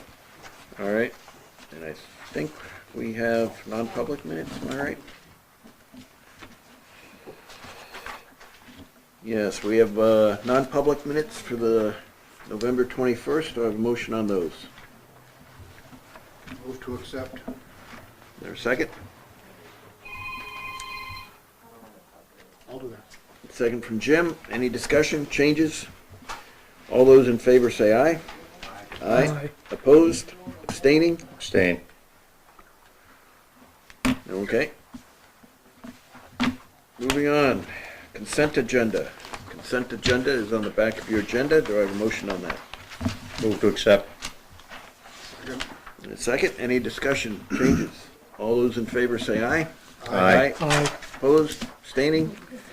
All right. Open Open forum. This is an opportunity for any member of the public that would like to speak to the board on an item that's not on the agenda can do so. Public will be able to speak on agenda items when we get to them. Does anyone want to speak to the board at this time? Yes, ma'am. And state your name again for the record. Mary Schissel. Right. Well, I'm here out of concern for the Corbin Covered Bridge and the graffiti that's on it. And it doesn't look like anything is happening to remove that graffiti. And my concern is that the longer it's on it, the more it's going to encourage someone else to do more to it. So I was wondering what the plan is for the bridge to be repaired. And staff will be attending to it this week. And how is that? What will they be doing to repair it? It depends on which area you're referring to. Wood will get a different treatment than concrete and so on and so forth, but they'll be looking to I remove. didn't know the concrete was impacted. Yes, I it only is. saw the wood. Yeah. Oh, is it underneath the bridge too? On the side of the bridge, yeah, and then some stone work and some concrete block work and so on. So they'll be doing using different methods. Well, because it's my understanding that you can't really sand it or power wash it because that opens it up for moisture. The planks. No. The wood.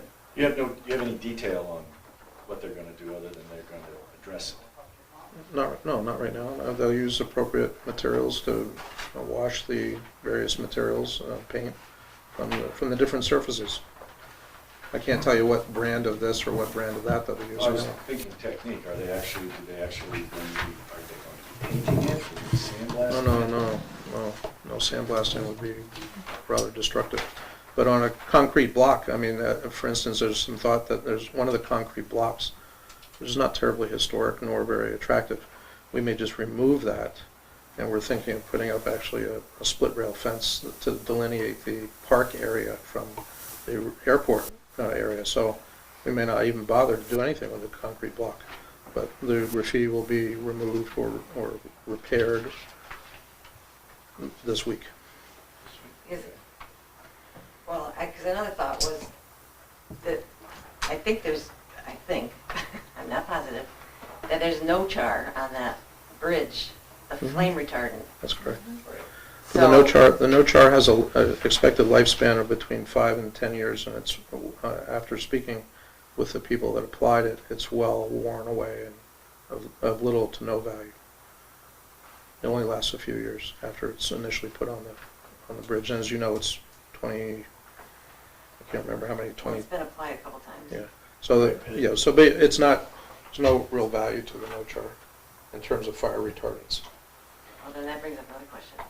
Is it going to be applied again Oh, to protect the bridge? Yeah, there's been some discussion about that. We've looked at grant funding for that, but the bridge is not old enough to qualify for that, so that may be a topic that ends up in the budget. And certainly you could ask the select board to consider that. So I guess my next question is, if they find that whatever you're going to do to remedy this graffiti, if it's going to impact the bridge in a negative way, would it be prudent to maybe just replace the boards? Perhaps. We'll see.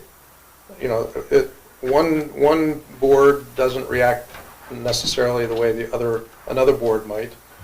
We are currently in regular communications with the Greatons, and I'm sure there'll be some conversation with them as we go along.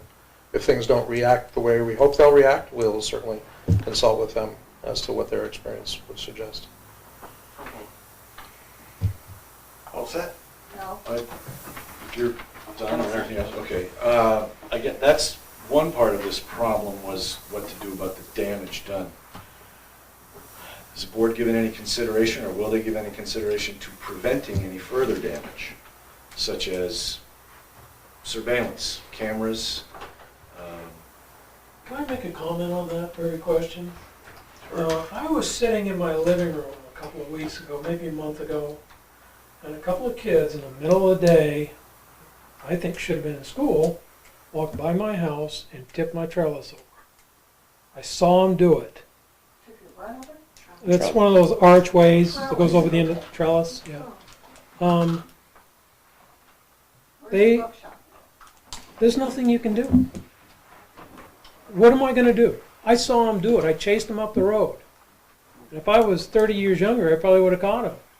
But, you know, What can I do? Or you had those sneakers on. If I had these sneakers, I would have caught them. Well, So You're to asking, expect that bridge, it's out in the middle of nowhere, to be covered somehow in case somebody walks by and spray paints it, is, are you asking my opinion on what can be done, or are you just saying there's nothing? Because I'm just asking, I'm saying I don't know what you can do. well. If you got a suggestion. I have a couple suggestions.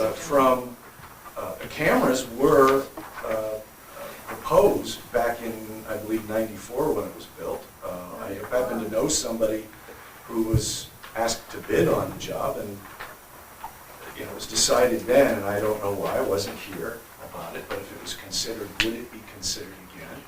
There's certainly, you have power there, there's ways to do it, and I know that cameras themselves, to your point, do not necessarily lead to somebody's apprehension.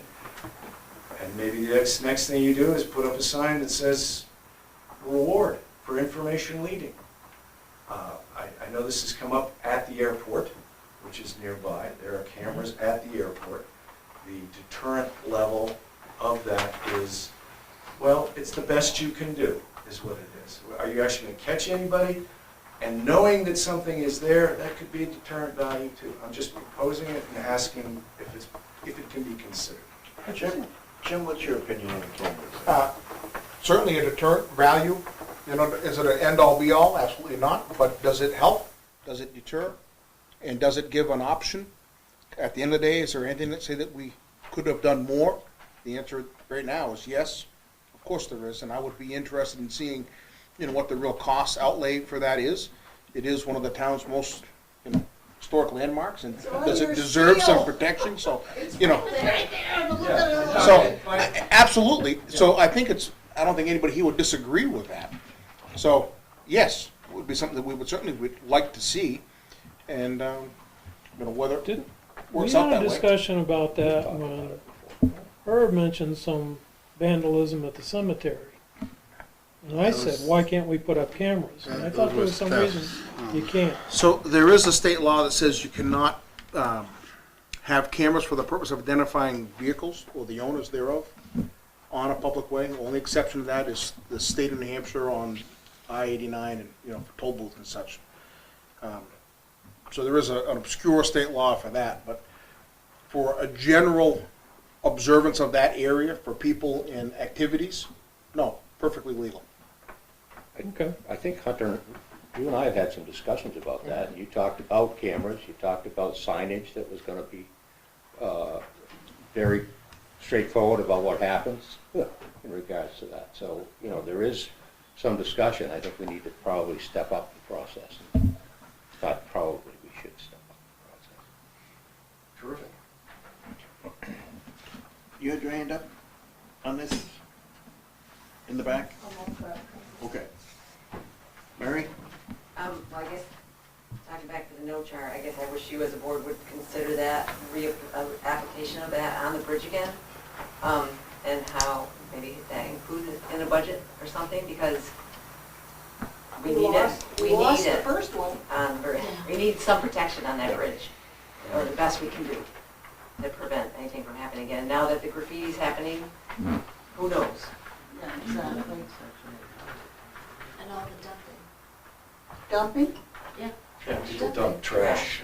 Yeah, I'd like to comment on Yes, that. can you state your name for the record, please? My name is Mary Kay Bernard, and I've noticed a lot of trash, building material, and I think that cameras may not solve anything, but I do believe that they are a deterrent, and I do have friends that live in Vermont and other areas where they have historical bridges. They have had the same things happened, and they have found, hands down, that cameras do help deter. I mean, just last week, there was a whole bunch of plywood out there. I don't know who picked it up, but somebody did pick it up. It's very disturbing. I don't like to see this happen. I've not only lived here 3 years, but I've lived in many different areas of this country, and I've seen this exact same thing. Don't think it won't happen here, because it will. I'm telling you right now. Very disturbed. I love this little town. Yes, in the back. I didn't have a question because Hunter answered it because I wondered if the bridge right had been asked, what we can do about it. The other thing we might, No-Char was the only product around that really gave us the comfortability. Has anyone asked Arnold that question recently? And are there other products around now? But I know it was costly, but things have advanced, so just wondered about that. We can certainly check with Rick. Bert? Jeff, after what we went through in '94 to get that building up, and there are 3 of us here, there's only one missing tonight, who knew that project really well. And the struggle to get it done. A cement deck bridge was what was going to go there, and that did not happen, as is obvious. Now, to go this many years and find out that it's not protected with No-Char? Wow. Why? To me, that doesn't make sense. Is your house insured? I guess it probably is. But the bridge is not insured, and the best insurance for that bridge is to it not burn in the first place. It's not replaceable except for with a cement deck bridge, and that's not what the people of this community wanted. And that was proven. So I'm going to say that the town is derelict in its duties in not being ready to save that bridge as they would their own house. There's some real logic missing there. And so, therefore, I should think that the first thing that you would do from now on, right this year, you'd get both those bridges protected as best you can, which is No-Char, whatever it takes. Get it done. It's cheaper than trying to rebuild it. And it is politically the right thing to do. Because I got to tell you, if those bridges burn now, now we know that there's No-Char on them, somebody's ass is in the ringer. Pardon my French. I mean, it's just ludicrously stupid. I guess that says it all. I was told, again, it may not be true, that there is actually a fire detection system on the bridge. Is that, do you have an awareness of this, and it's in place, and it's... Is it functional? Is it functional? Yeah, I guess that would be the next question. So every time someone burns out inside of it, it goes off. I'm sorry, say that again. Every time someone lets rubber in the bridge, Oh. it goes off. Oh, So, yes, Okay. it's All there. right. to the police station? Yeah, police and fire. But if it was a fire, by the time the fire trucks got there, and we don't have a helicopter, so you're going to approach it from only one end, not the other. Yes, we got the alarm. We got there, but we couldn't save it. Or even if you did save 40% of it, the rest would have to come down. So the whole thing is to stop it from the get-go. That's the only thing that makes sense. The alarm going off for burning rubber that's a good thing. That tells you something. But it doesn't save the bridge. Also, if there's an alarm already wired to the police and stuff, doesn't that mean we can wire our cameras or something to the police? It's a different type of circuit. Well, somehow. Yeah. But it's a We solid. set up a telegram there, we could probably use that. I don't think it would carry video. Well, real slow. But it's a solvable problem, I think, is what we're saying. Other deterrents and preventative measures. Yeah. Okay. Anything else? Open floor. Mr. Ring. So we were challenged here last week with a storm, taking out power around town. And I think that was our warning that we need to sharpen up on our emergency protocols. My other question, part question to this is, how are we doing hiring new help for the highway department? Getting up to the adequate number of people? Hunter, how we stand? I believe we are fully employed in highway. We are down one position, I believe, in buildings and grounds. So we're up to 6 people at the highway? All positions are filled, and we have 3 per diem people committed to being backup additional support for the winter for snow removal. Thank you for that. So during this power outage and then the storm, quick storm, I should say rain and then snow that turned to ice, did the highway department go home or were they still here? I can't report to you who was on duty and who wasn't at this moment. My problem is that we have police officers watching barricades when they should have been out taking care of the community, making sure that people weren't getting theft and the elderly were being checked on and stuff like that. The officers were doing their job, they were here. I definitely appreciate that. I'm not saying anything negative that way. I think that emergency management protocols should be looked at. We got a lot of new people in the town, and maybe the board needs to jump on that and make sure that things are lined up. Because having tankers or 18-wheelers coming down a road that they shouldn't be on, but they had to get, I believe they got turned on that road, the Bradford Road. There was an 18-wheeler stuck up there. We had all these other hills that we have in town. They turned to ice quickly, and then it was a mess.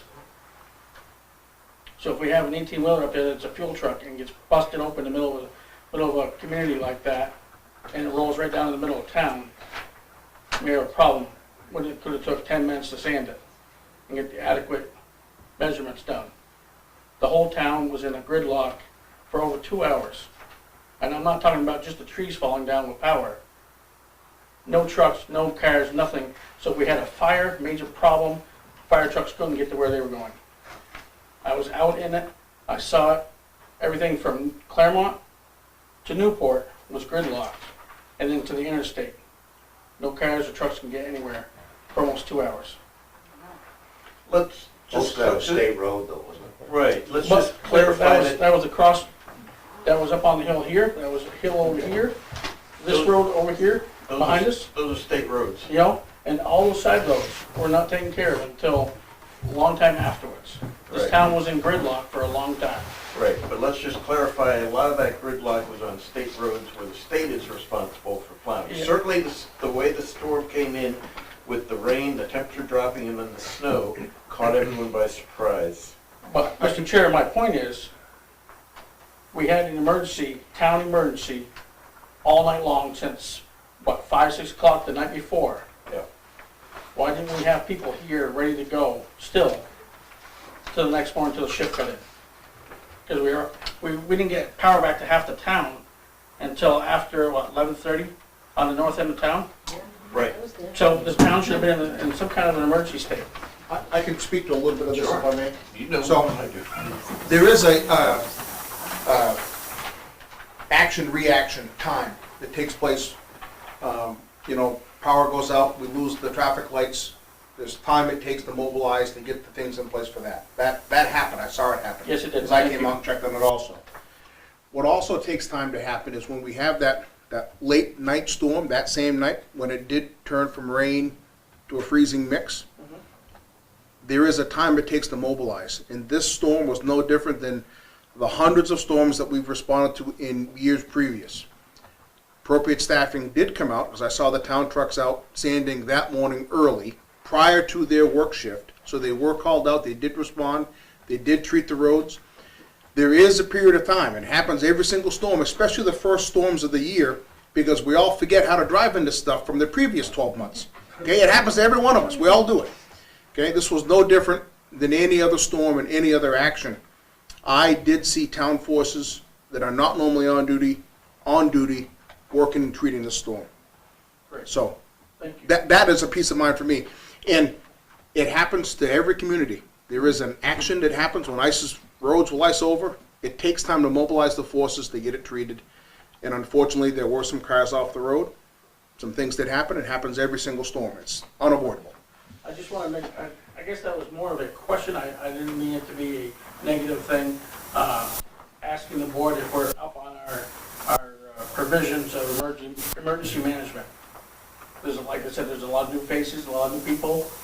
And have we met? Because I know that there is an emergency management program. Is everybody up on it?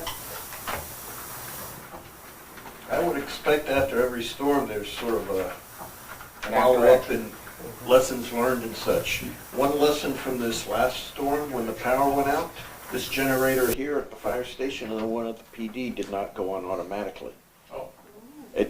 Basically, they were left in the off position after they were last serviced or something, and someone had to manually start them. So that's something I think will be a lesson learned. We'll check on it. We'll also make sure we have more staff that know how to manually start them. We've taught some experience there. Yeah. Good luck with that. I mean, it's, As their own- yeah. I mean, they get tested weekly. They ran fine on the test, but there's, that little manual switch. And I've seen it in other situations where, you plan for testing something and it doesn't work, and then you do something completely unrelated and you fire up the generator. Appreciate that. Thank you for the clarification. I know there's been a lot of talk about it, and I just want to kind of nip it in the bud and Yeah, like I said, I saw it firsthand, so. yeah.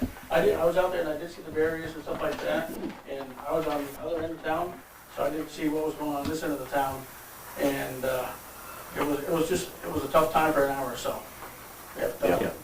I left to go to work that morning about 6:45 and watched one of our cruisers back down Maple Street to the light and saw that Central Street was closed, and another cruiser at Sunapee Street, and got up to about the high school and saw the condition of Route 10 and said, there's no reason I have to get into work this early, and turned around and went home. I don't know what the epilogue is to the truck that was on Bradford Road, but that truck driver obviously can't read, Exactly. so.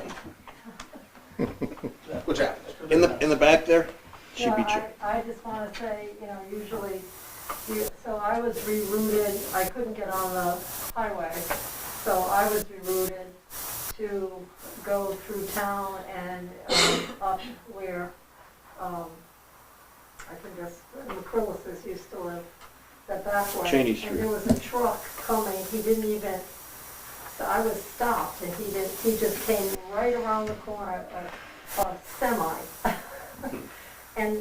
And so just, same thing, I applaud anybody in the service, but of keeping us safe, but we needed to have someone at these different places directing the traffic, because it was just a free-for-all.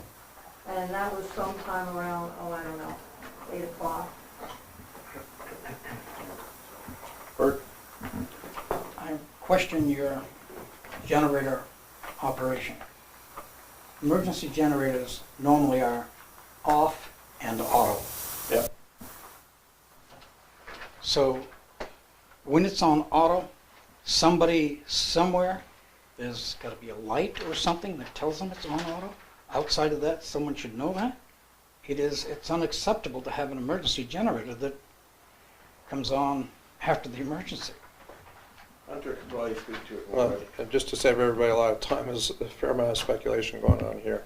Our generator contractor was here today testing this unit. I'm not sure he made it over to the PD. Perhaps he did, and or he'll be back tomorrow. So they'll let us know what the problem was. But both of them were easily started manually, probably delayed by 15, 30 minutes before they were able to start them. Members of the staff were able to start the generators. Hunter, my point is not that. My point is, if there is no remote light that is at a control point that tells them it's on, then if it had been off for how many days, hours, weeks, months, how long it had been off? So the light that goes on the into the office or somewhere that's important within the administration of that public service had to have known beforehand, or was it shut off that night? Jim, I can speak to the PD generator, which I've got a lot of knowledge on. That has an automatic gen change switch. Sometimes it recognizes the power flick and will come on automatically, and I've seen it other times when that, for whatever reason, it didn't trip it. And I've seen it both ways, where it's tripped appropriately, and then other times when it hasn't, for unknown reason. Does dispatch have any way of knowing whether that generator is on auto or not? Nope, because the battery backups inside the PD have a window. So we stay up the power regardless. The infrastructure stays up regardless. So there are battery backups that will give you 30, 45 minutes worth of runtime. But you know when that generator fires up. I'm getting, you know that it's not on auto, that it's in the off position because you don't have any. I'm saying when it's on auto, it still sometimes will not trip. Seen it. But does your dispatcher or somebody have a light that tells them it's on auto? When you walk by the unit, yes. Okay. A couple of wires, you know, a few stake-ons, another light somewhere else tells you that it's on, that it's ready. Outside of that, if it's not ready for whatever reason, and if I take it that it was left in the off position and somebody didn't run it, that would have been avoided had one simple little light been at some place that was important to tell them that it was off. So again, just to clarify, until we figure out what the real problem was as to why the generator did not kick on, we would just be speculating. The light could have been on and still didn't work. We just don't know. We'll know in the next day or two. But the question is, Hunter, is there a light for somewhere? Yes, there is a On light. the police side, I take it there isn't. So if on the fire there isn't a light, maybe this repairman here, once he gets it going, maybe he ought to string one. That'll be fine. Anything else? Open forum. All right, moving on. Selectmen. Herb, anything? Nothing. Jim? Good. Barry? Good. Keith? I'm all set as well. Talking about the storm the other day and the loss of power, I just want to thank all the linemen that came out and got our power back on. I mean, it seems a lot of times we don't pay much attention to the linemen until they're out there in the worst possible weather. So I appreciate the work they did. And I will say that when the power went off in my house, I looked out the window and I was glad it was the entire neighborhood because that meant the power company would be getting to it sooner than it was just me. So, and that's all I have. Hunter, anything? No. Okay. Moving on. Informational Community Center update. Is it possible, Jeff, excuse me, I didn't mean to interrupt you. Is it possible we've got Yes, we can. Christy Whipple sitting there, has been sitting there very patiently. Can we move that up to deal with that and then go back to the... All right, we can do that. I'm sorry, Christy, I should have. Action item A, Newport Montessori School, Christy Whipple, waiver of fees for Opera House use. Christy Whipple, the principal of the Montessori School, and we are holding our winter concert for the first time since 2019 when COVID shut everything down. And we're going to use the beautiful and newly renovated Newport Opera House, and I'm asking for the waiver of the fees to be given to our nonprofit school, so we can use the facility. It's open to, we have 107 students, and because of the current restrictions on the Opera House with an egress issue, we can only have 350 people in the building, so we've had to limit our kids to just 2 people to come watch them, and we don't charge for them to come watch them. So which fees are you looking to waive? The rental fee? But, yeah. What about the custodial fee? That's a separate fee, isn't it? Yes. In the past, you've waived the fees for us to use the Opera House, so I'm asking for that again. I mean, there's some upkeep and certainly the cleanup afterwards in the Opera House. So it's set up for the Twas Festival before we get there, and we don't change anything with the decor or the setup of it. We're there about 65 minutes. Okay. The bar's not open, no food is served. What about They come and watch bathrooms? their kids. They do use the bathroom, yes. Yeah, so they would need to be cleaned. So. Recently, or just in the recent past, we've had requests for waivers and we've done a nonprofit fee structure. Right. I'm wondering if that might be more appropriate in this instance, or what a total waiver of fees. It is a nonprofit, but it's also a school. Whether we want to waive that, it's up to the board how they feel. All the fees have been waived every time in the past? For this particular occurrence, I Yes. don't recall. Each time our school has used it, you've waived all It's been a fees. total waiver. I like consistency. You do have our $250 security deposit, but you've kept it there for 12 years rather than give it back to me and I give it back to you.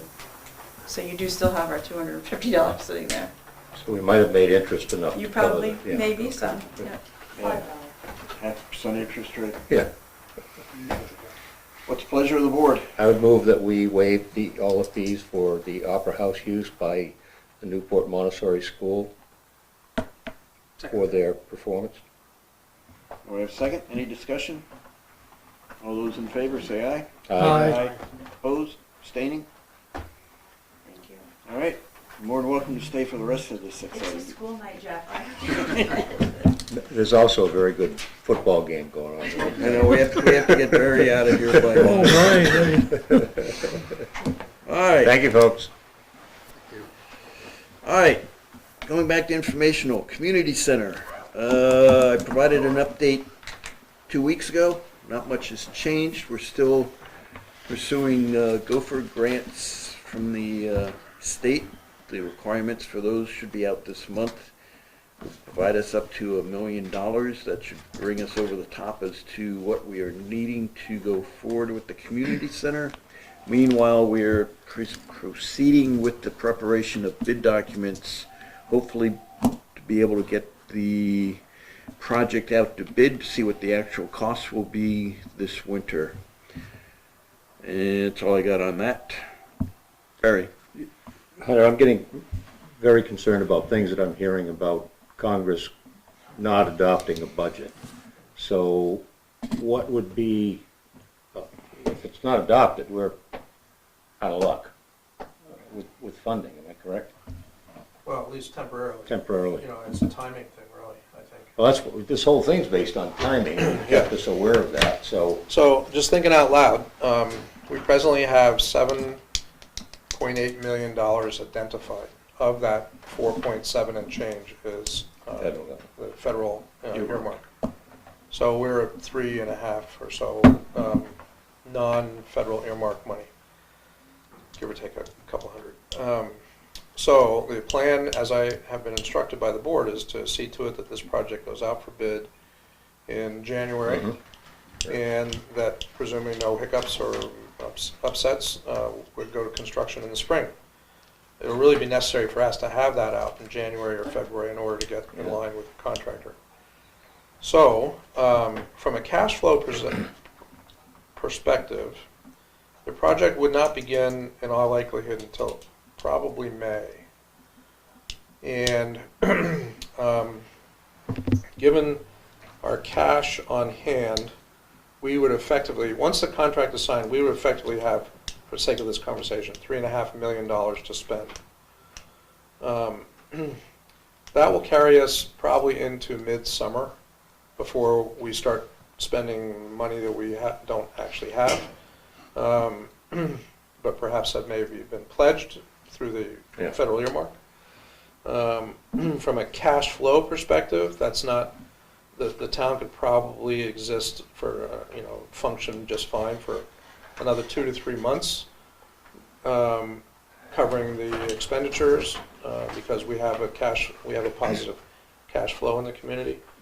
The real question is, what's going to happen in January or February when we have a bid and the contractor's standing there waiting for you to decide, are you going to give me this project or not? And if you sign, you would be contractually obligated to the full project.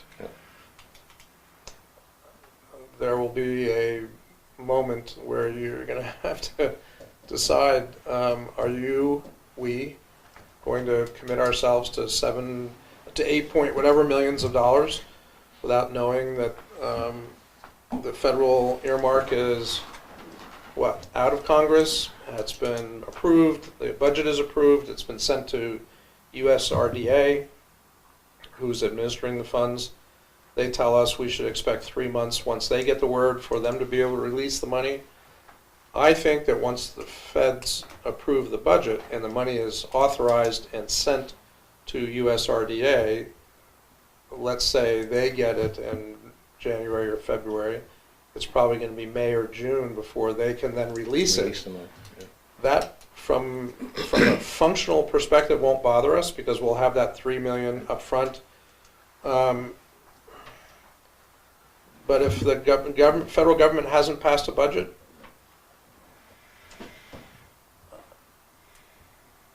anecdotally, how often has that not worked itself out in the end?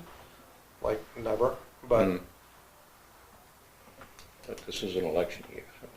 It's not an election year, we'll pass. Oh, that's Yeah, true. it's just, Once you're right, yeah. You know, I don't know. I mean, that's kind of The thing to keep in a little mind bit of is, a leap of faith. once we have bids in, before anything goes out, it will have to be approved to go out by this board. Right. So at that, some point, January-wise, we will be looking at that and making that determination. And perhaps we will have a federal budget by then. I think what the current continuing resolution ends on the 16th, which, you know, means by our next meeting, we'll know whether we've got another continuing resolution or not. I mean, there's a lot of stuff up in the air in the government that's waiting for a budget to go forward.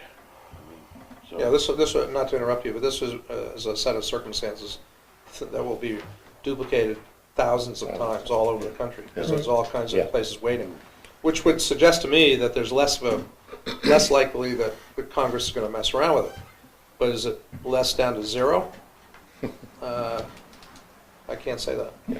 Thank you. So I don't know the answer to your Yes, question. there is, well, I wasn't answering, I was trying to get information out. Yeah, I'm a little worried. Yeah, I am too. This kind of goes through my head 20 or 30 times a day. And I just don't know the answer to it. We got about 2 months to worry about, or another month and a half to worry about it before you have to. Yeah. I mean, and if you get the this extra Gopher grant, then that adds theoretically another $1 million to the elbow room. But at the end of the day, you're still short that 4.8 until the Congress releases those funds. And I suppose it's possible that something might happen with the budget, the federal budget. But boy, there would be, oh my gosh, a lot of turmoil as a result. So I just don't know what. Is it a low probability, low frequency? Absolutely, but a lot of damage if it were to happen. Okay. Yeah. And that's where we are on community center-wise. What's the other update? Just want to remind people, tax bills should be going out this Wednesday. They will be due the first week of January. The tax rate is $20.90. The entire tax increase for this year will be on the bill coming out, so I'll get a shock if you want. And depending upon whether people itemize their deductions or not, you may want to look and make a determination whether it's better to pay that tax bill this year or wait until January, depending upon what your tax situation is. So by the end of the week, those will be out and people will know where they stand.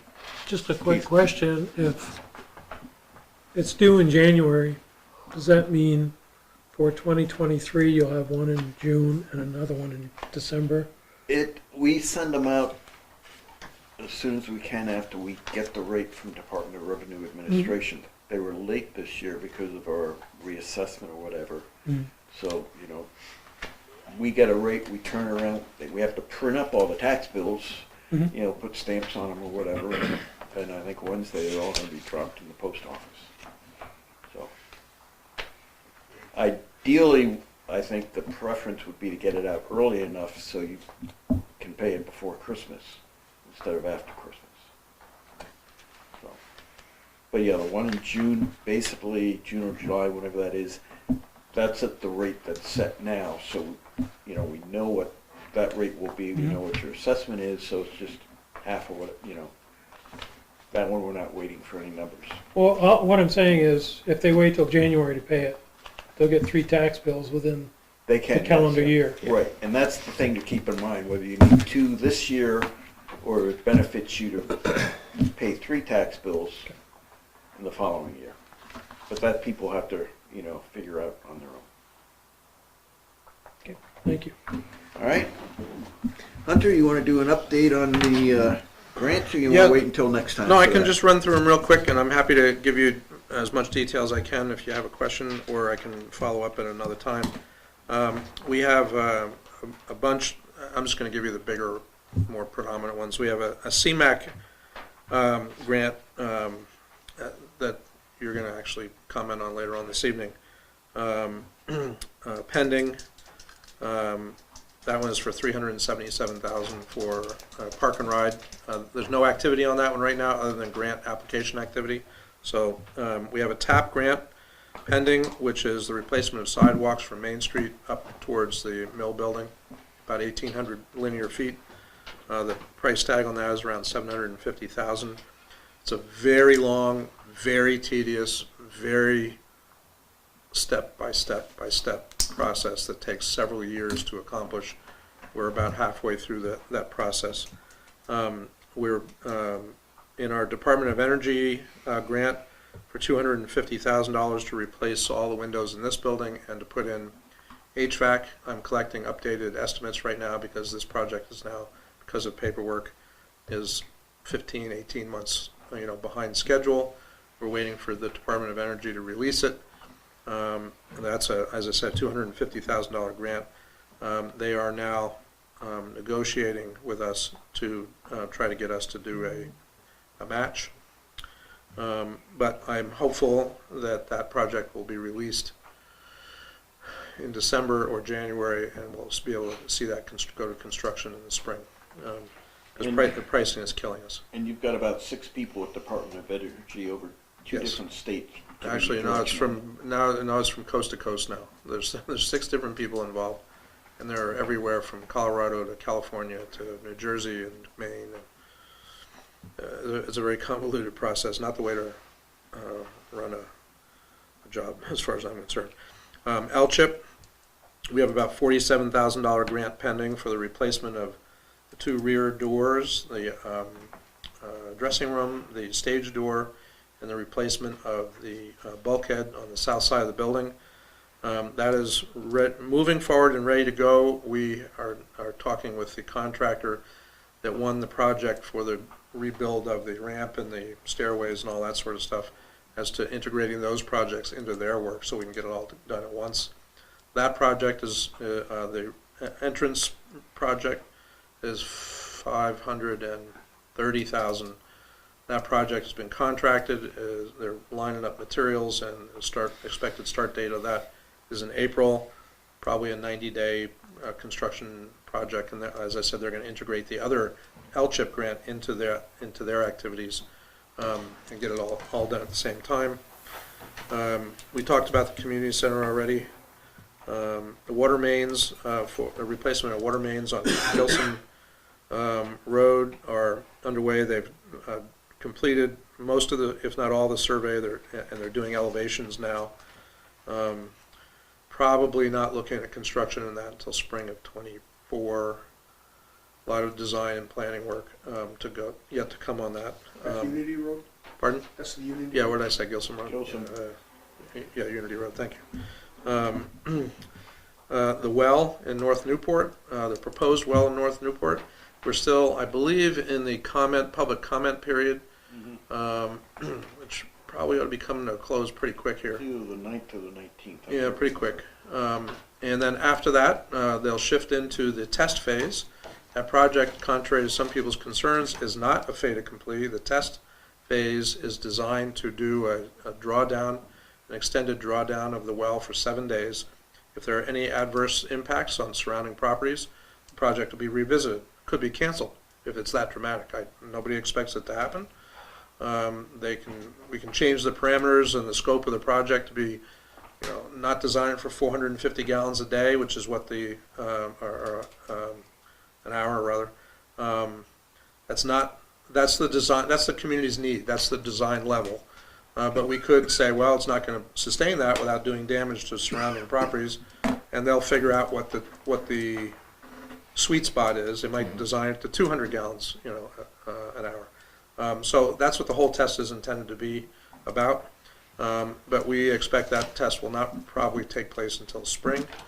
And for anybody who's worried about it, all the water that's taken out of the ground gets put into the river, not squirted all over Corbin Road or anything like that. Goes right back towards the river. But we do have, and one of the items on your agenda tonight is we do have that project fully funded now, which is $3.5 million, with the presumption that, or the requirement that the town meeting approve a bond of 500 and I can't remember what it is, 580,000. It's on your agenda a little later. All the rest of it is from other sources, non-taxpayer local sources. So that's looking pretty good. So basically, $3 million of the 3.5 is funded. We don't anticipate needing any more funds. The airport, as you know, we're pursuing the obligated FAA obligated airport status. We have selected an engineer to do the planning and overview and design work of what needs to be done there. There's approximately over the next 4 or 5 years, $2 million at stake, roughly. And right now we're reviewing the scope and the requested fees that the engineering firm has asked for. This is a selection based on qualifications, not on price. Not a process I'm a big fan of, but that's the standard operating procedure these days with the feds and the state is a selection of these services by qualification, RFQs instead of RFPs or fixed bids. You select the firm that you want to work with based on their qualifications, experience, et cetera, then you negotiate a price afterwards. Like I said, that is something I've never been happy with, never been comfortable with, but that's the prevailing and required process. And 95% of all these projects are funded by the feds or the state. 95% of the costs are reimbursed by the feds and the state, yes. Dog park, $65,000 or $62,000 project. We're waiting for a permit from the state, and at this point, there's not a lot of reason for us to go down there and be banging around in the woods with the weather pending, so we'll get that going in the spring, but it'll be a simple, it should be a 30, 60 day effort. Permit because we're alongside the river there? Yeah, we're within a certain distance of the river, you gotta get permits. Door Lagoon, done, the draft assessment has been done. It's been submitted to the state for review. They've come back and asked for some additional work to be done in this aspect and that aspect. So that work is underway, and I expect that by mid-winter we'll have a final report, and we'll be bringing that report to you for you to give us input as to what direction you might want to go with this based on the analysis to date. The expense to date is 100% reimbursable. There is some additional funds left over for us, which should see us through the rest of the study, so the cost to the town thus far, and I expect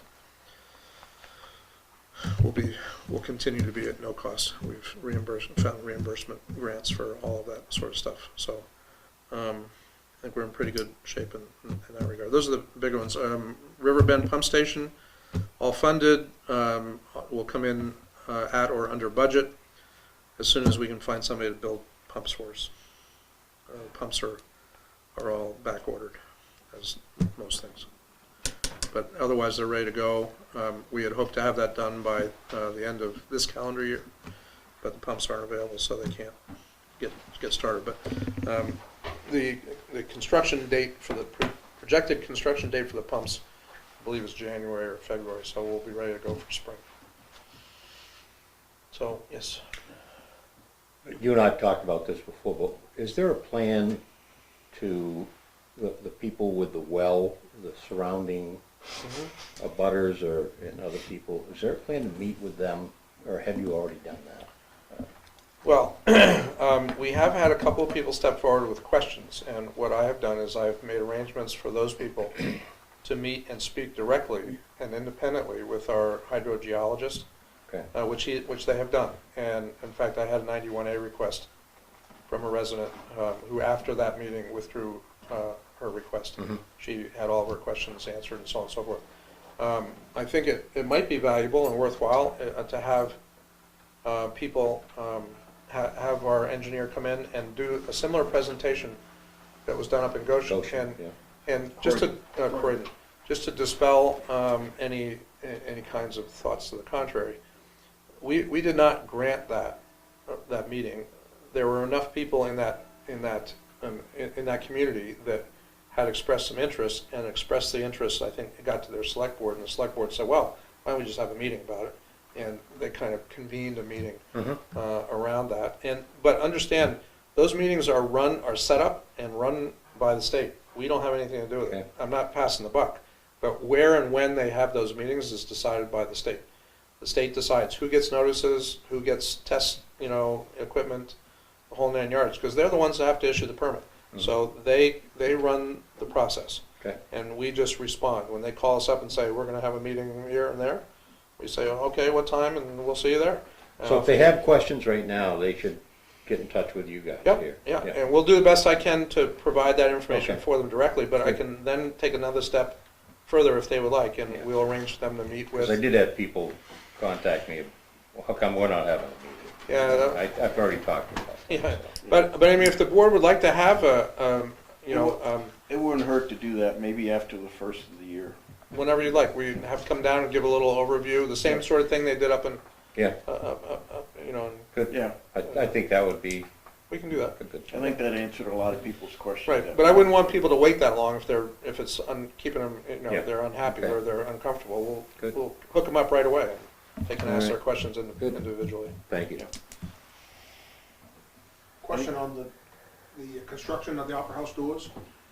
The front, you said that was gonna be in May?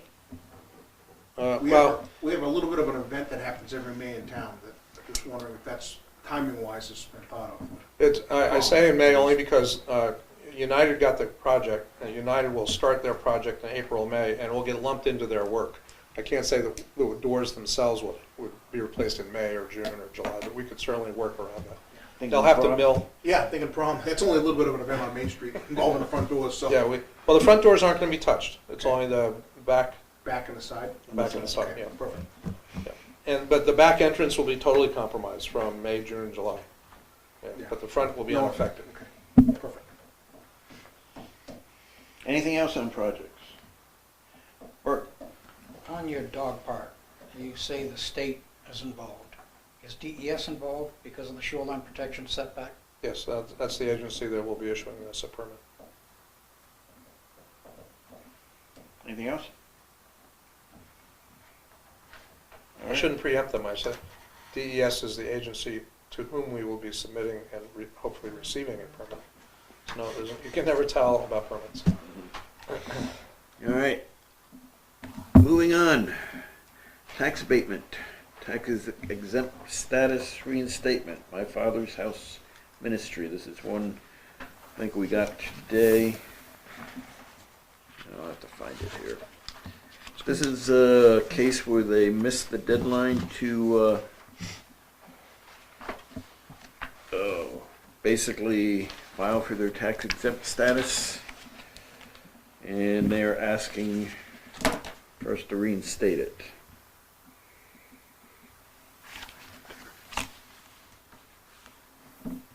Didn't we act on this before? We did that with the Greek Orthodox Church, if I remember correctly. No. They had missed the deadline. You think about them with the water? Oh, Yeah. thank you. This was Thank the you. Wiki Yeah, toilet. okay, good. Yeah, thank you. I think the only other one that you acted upon that was late was New London Hospital. And there was one other one. The library. Yes, the library. Thank you. That's Mm, correct. And I believe you said no to both. Both, we did. Right, but then those based upon them being able to come in and ask for an abatement, right? Yeah, they can, this is an exemption. They can always come in and ask for an abatement. So they're asking for Exemption. exemption. Right. Didn't you tell them? No, that was I'm sorry, so I mixed that up again. On one hand, since everyone else who came in late, we denied it, expecting them to come in for the abatement. I would follow the same process. Yeah, I agree. Anyone for a motion to deny the exception?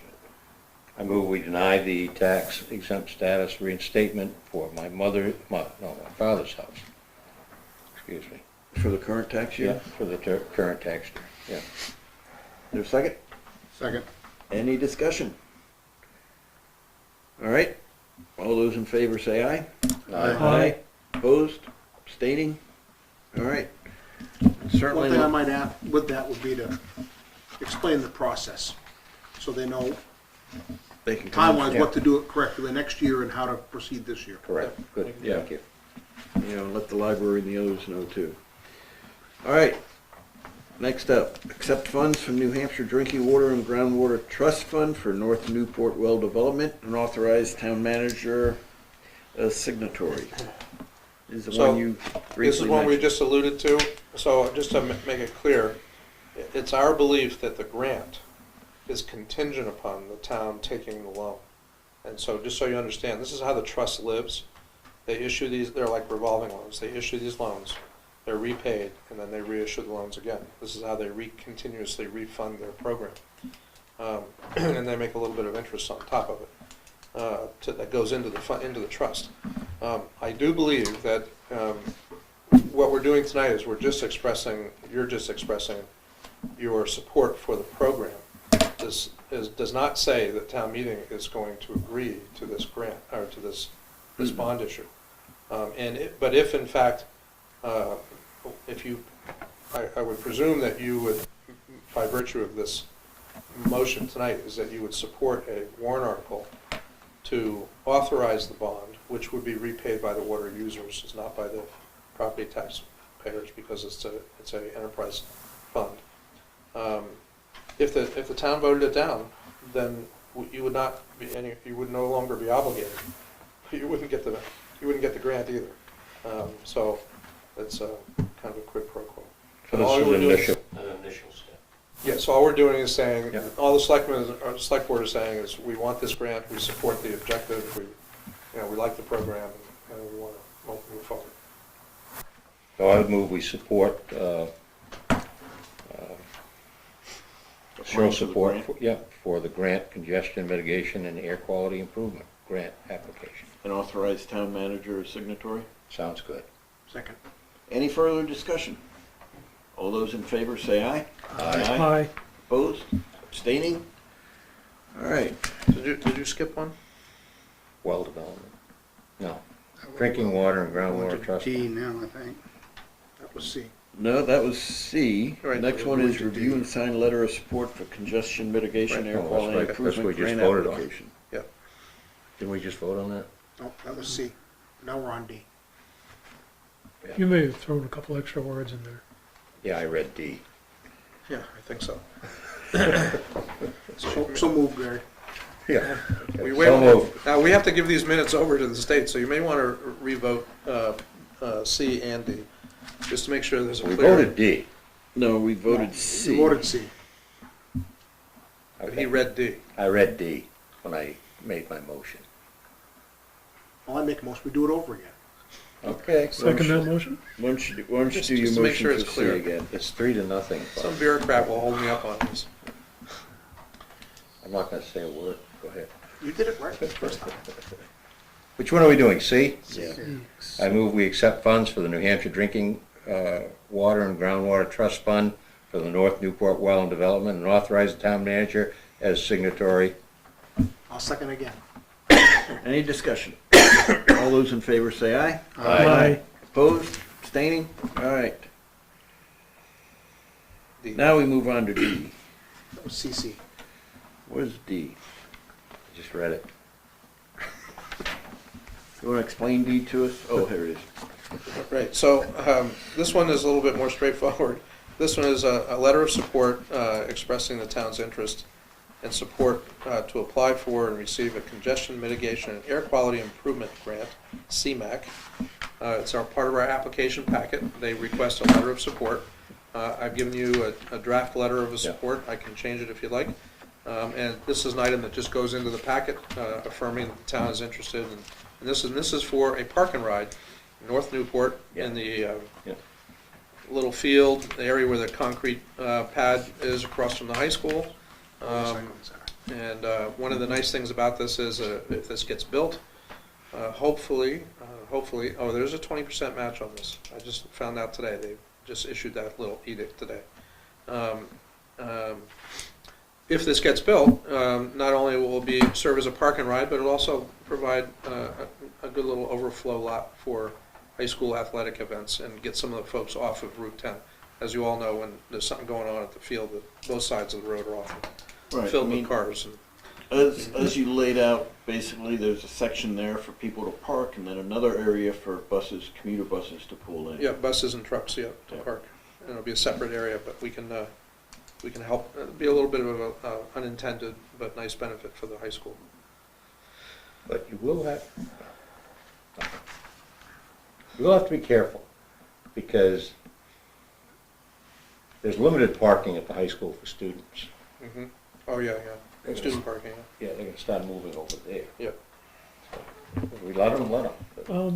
We'll put a crosswalk in, and they'll be across the street, they'll be on school property, and they'll do their thing, I guess. I remember when my kids were in high school, if they wanted to drive and park at the high school, they had to apply for that. Yes, you do. And after so many spots were taken, right.